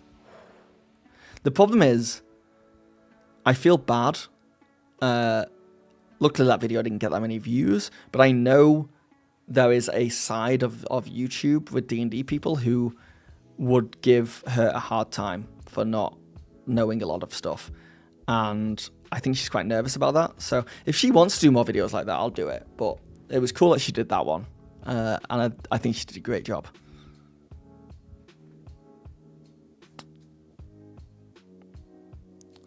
That's actually great streaming content. Have random subs, homebrew monsters pitched up against the chat's character. Yeah. I just need to figure out a good way to allow chat to control a character. You know? Rather than you kind of just spamming what you do at me. Which kind of works as well. Problem is a level 12 character can do so much stuff that it's hard for chat to even know everything on a character sheet. So maybe I'd have to come up with like a dumbed down character sheet where they only do like a handful of things, and then we can do votes in chat for it. I know I'd have to think about it and figure it out. You'll need some custom code integrations for that, like Twitch plays Pokemon. But even then, like, the Pokemon stuff is like, they have like 3 moves. Yeah, a level 12 D&D character, like, it's pretty crazy.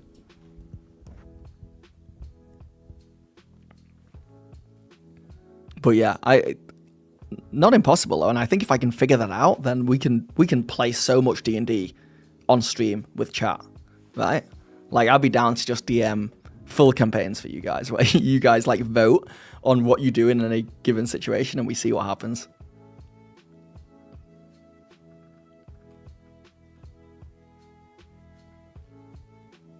Dark Nightmare 912, hello, how's it going?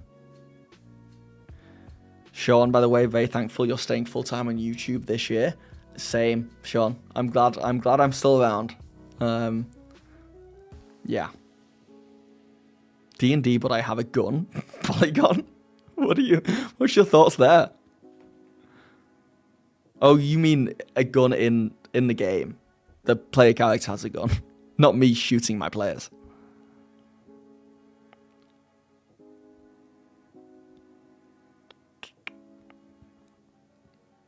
Oh yeah, boo those people, yeah.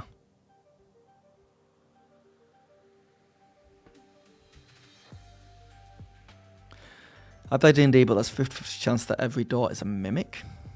That's fun. That's more fun if I'm DMing players and I don't tell them. And I make everything a mimic. And then the title is like, I play D&D, but everything's a mimic, is a lot of fun. And the players would just be like, what? The health potion's a mimic? The tree's a mimic? My sword is a mimic?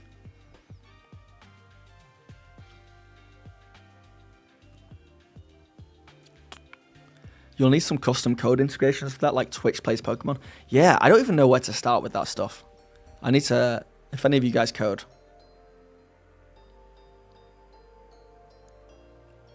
It's hard to have it as even a voting method, I think. Unless I come up with a really dumbed down character that can do like 4 things, you know? If we choose like a fighter who just slashes and has a ranged attack, maybe we come up with our own TTRPG. Maybe we do that. Like, we create our own kind of version, and then we play that on stream. Rogue, you'll brainstorm. Yeah, please do. Yeah, Leon, if you want to look into it, you can go for it. Yeah, pick from random options like raffles could work. Maybe. I'll try and cook up some more homebrew monsters for future content. Yeah.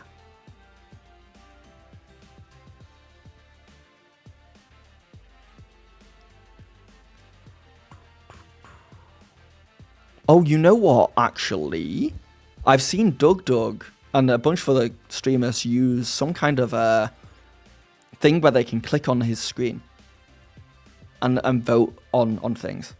Maybe that, because I just pull up the character sheet, and then you guys click what you want to do, and whatever has the most clicks is what we go for. The problem with that is, even a character sheet, you scroll a little bit. There's like multiple sheets, so it's like, how do you get all that information on the screen at the same time? But that might be a cool thing. I'll look into that. You could hook your players into a small machine and give them a light electric shock for a crit fail. Yeah. Every time they take damage, I shoot them with a paintball gun. I think I've got something. What if we run it like a one-word story? Chat mods roll initiative for like 10 people in chat at a time, and that person makes a decision for that round. Mods can see everyone in chat, right? Yeah, I think so. Maybe. Oh man, this is making my brain hurt though, thinking about it. The players themselves are mimics, but they don't know it. Red Leon James, hi. You do D&D at school? Very cool. All I can think of with a paintball gun is Biker Grove. Do they paintball in Biker Grove? It's just like a teenage drama, right? D&D, but every time I say the word fireball, it gets casted on everyone.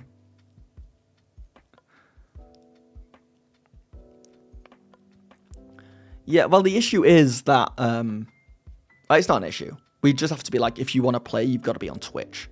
Because we have YouTube as chats as well.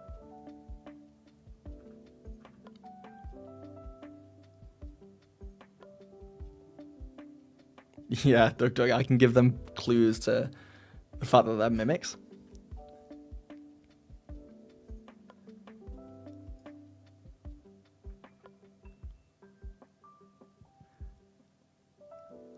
Yeah, it's midnight there. Holy crap. Okay, Ray. Have a good night. I should collab with Michael Reeves and taser people who take damage. Yeah, I'll jump straight on the horn with him. Were you in the stream, Cheese, when I spoke with... I met Michael Reeves in Japan, like 2 weeks ago. I should have asked him. Should have asked him then if he wanted to collab. Went into a random coffee shop and Ludwig and Michael Reeves were there. One of the characters was made blind by a paintball gunshot, very famously in UK in Newcastle accent. Oh, right, in the show, right? It wasn't like the actor was made blind. Spain, what about you? And final message, so you're never gonna hit back. No way. What are we talking about? We are just jumping between like D&D video and stream ideas. Some of them are good. One of them was playing D&D but I kill 5 people. So some of them aren't that good. D&D, but every minute a new kid drops and you have to run away from it in the game. A new kid?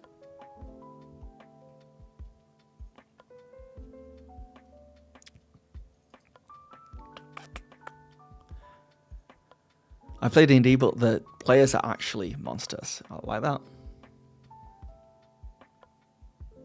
D&D, but every minute a nuke drops and you have to run away from it in-game. Alright, Rogue. I'll try and finish the stream soon.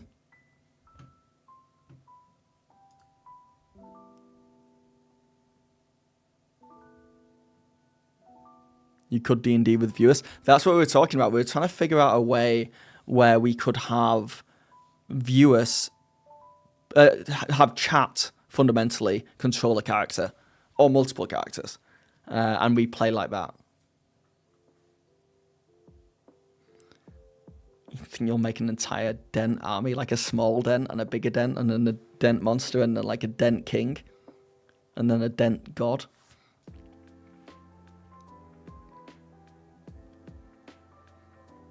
All of the PCs are amnesiac doppelgangers. I play D&D, but every 5 minutes the player characters swap bodies. So they're constantly moving each other's character sheets around. D&D, but every time we have long rests, there's a chance for an ambush.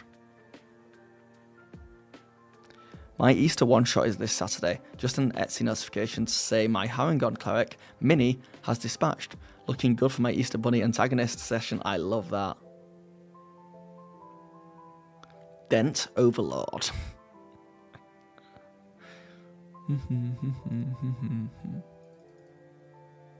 Yeah, oh man, I really, after this stream, I'm going to go look at how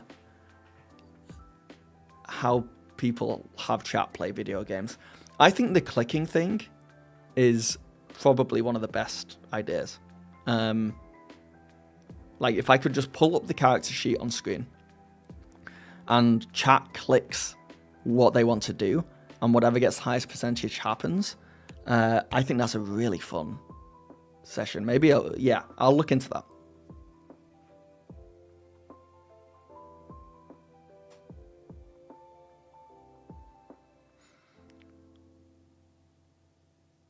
All PCs are bards, and if players can't harmonize their dialogue, they take piercing damage. Like speaking at exactly the same time. I could D&D stream for Discord. No, it wouldn't be like actually having players on Discord chatting. It would be coming up with some kind of interface for chat to play via stream.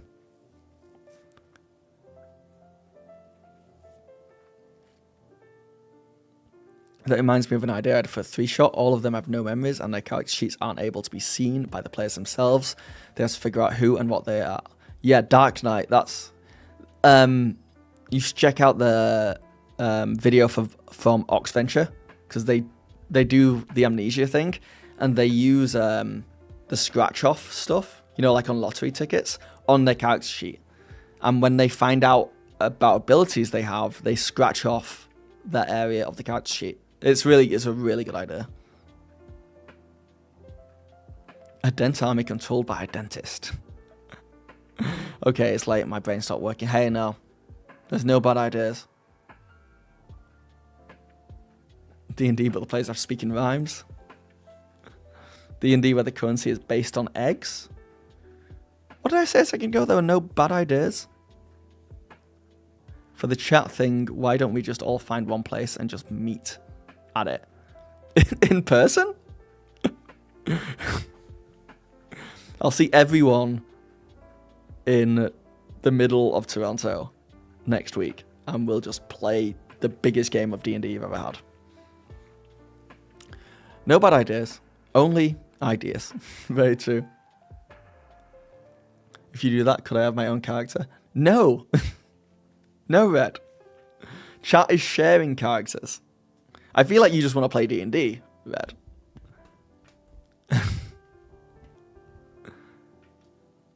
I got so many ideas for my new campaign that started as jokes, but I'm making them terrifying. It's a horror campaign, after all.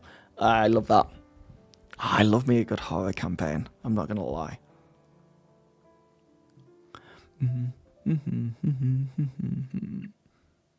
Oh man, I can't believe it. We've literally just been shooting the chats for like an hour. Like, I looked and I'd been streaming for an hour and 40 minutes, and I was like, I've done everything I want to do. And now I've been streaming for 3 hours and 30 minutes.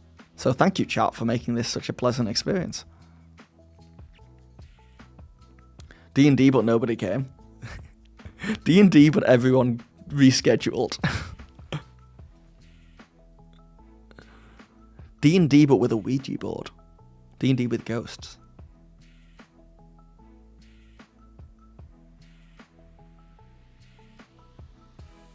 How is Uncanny Valley pronounced? Tango's just having fun. Indeed. You only do D&D on Friday. You down for Ouija D&D? I wonder how that would work. I'd be the DM, and I'd be like, okay, what do you guys do? And then we just put the Ouija board on the table, and all the players touch it, and Nat chooses what happens.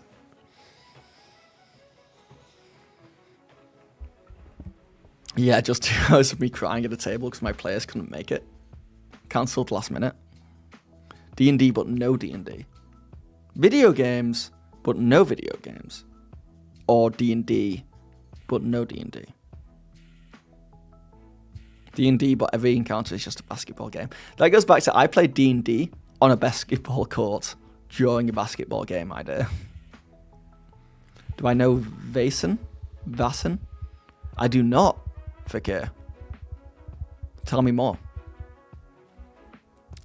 I've only played one session ever as a player because every other time one person couldn't make it. Oh, that does suck. Oh, sorry, man. Using cards against humanity to add flavour to vicious mockery. D&D spin the wheel.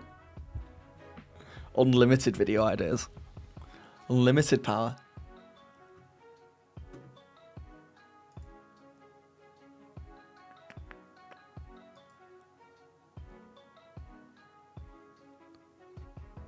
Oh, it's spelled like uncanny. Uncanny. I like that a lot, Dark Knight.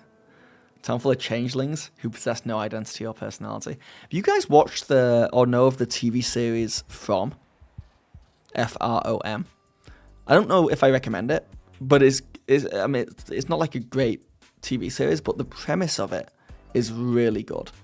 And I kind of want to steal it for my campaign.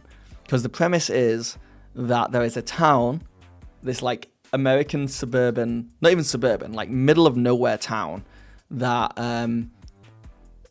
if you're driving, sometimes you drive into the town and then you're trapped in the town. And if you try to escape, you just loop back into the town. There's like no way out. And at night, these monsters come, and they're really creepy monsters, and they try and kill townsfolk. Only they can't go inside any of the houses. And the whole show is about people trying to figure out why they're trapped in this town and trying to escape, and also trying to figure out what the monsters are. It's a really cool premise. Not a good show, but a really cool premise. D&D, but everyone is DM. D&D, but everyone's DM except for one player.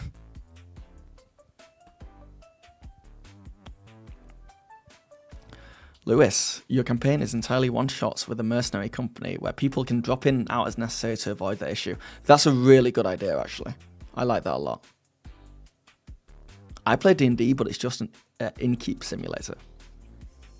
I played D&D in a game of D&D.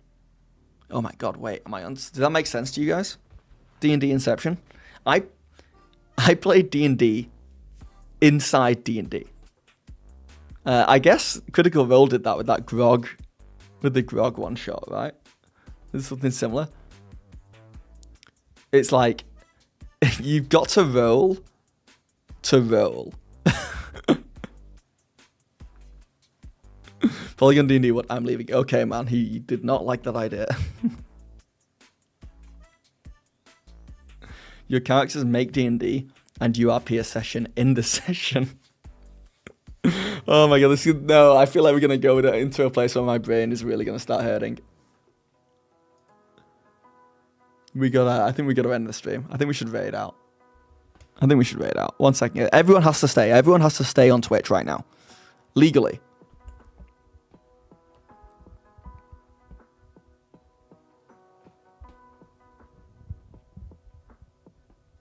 Oh, Lewis. It's you, LJ.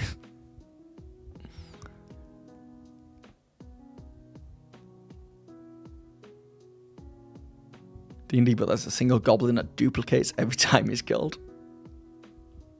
All right, who's on Twitch right now?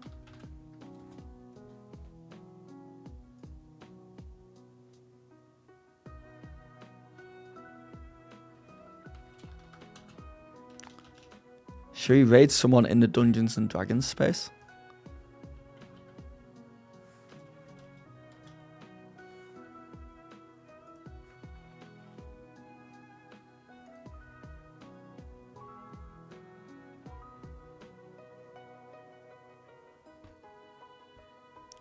No, SG, that's understandable.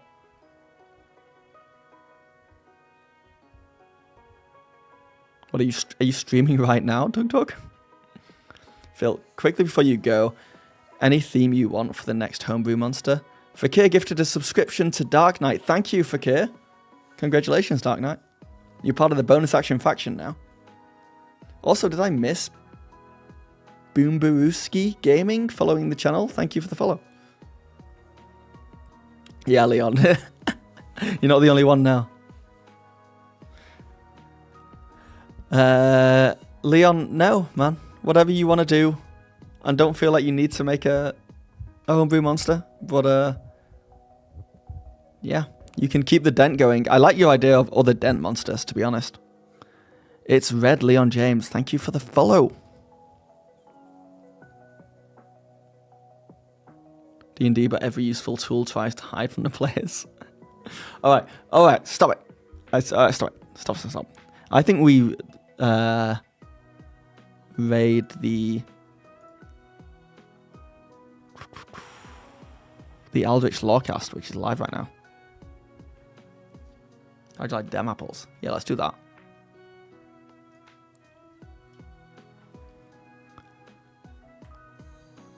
Thank you for the follow, Dark Knight. D&D, but DM changes every 10 minutes. That is also fun. That one is fun. I do like that. Randomly. Like it randomly changes. You'll make a dent, family. I love it. Alright, guys.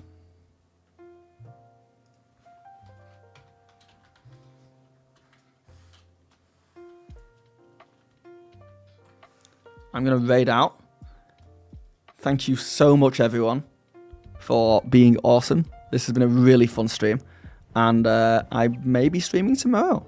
So I will catch you then, hopefully. I say maybe because it depends how tired I am. But if not tomorrow, definitely Wednesday.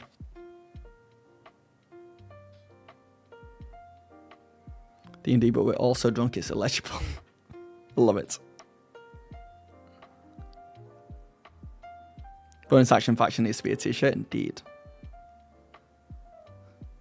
Alright guys, catch you later.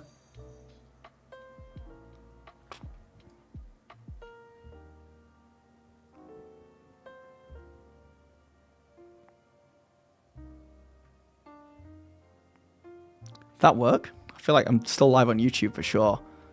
But did that raid work?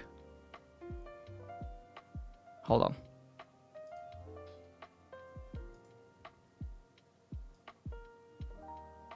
Oh, it did work. Alright, cool. Alright, YouTube. I'll catch you later. Thanks for being awesome.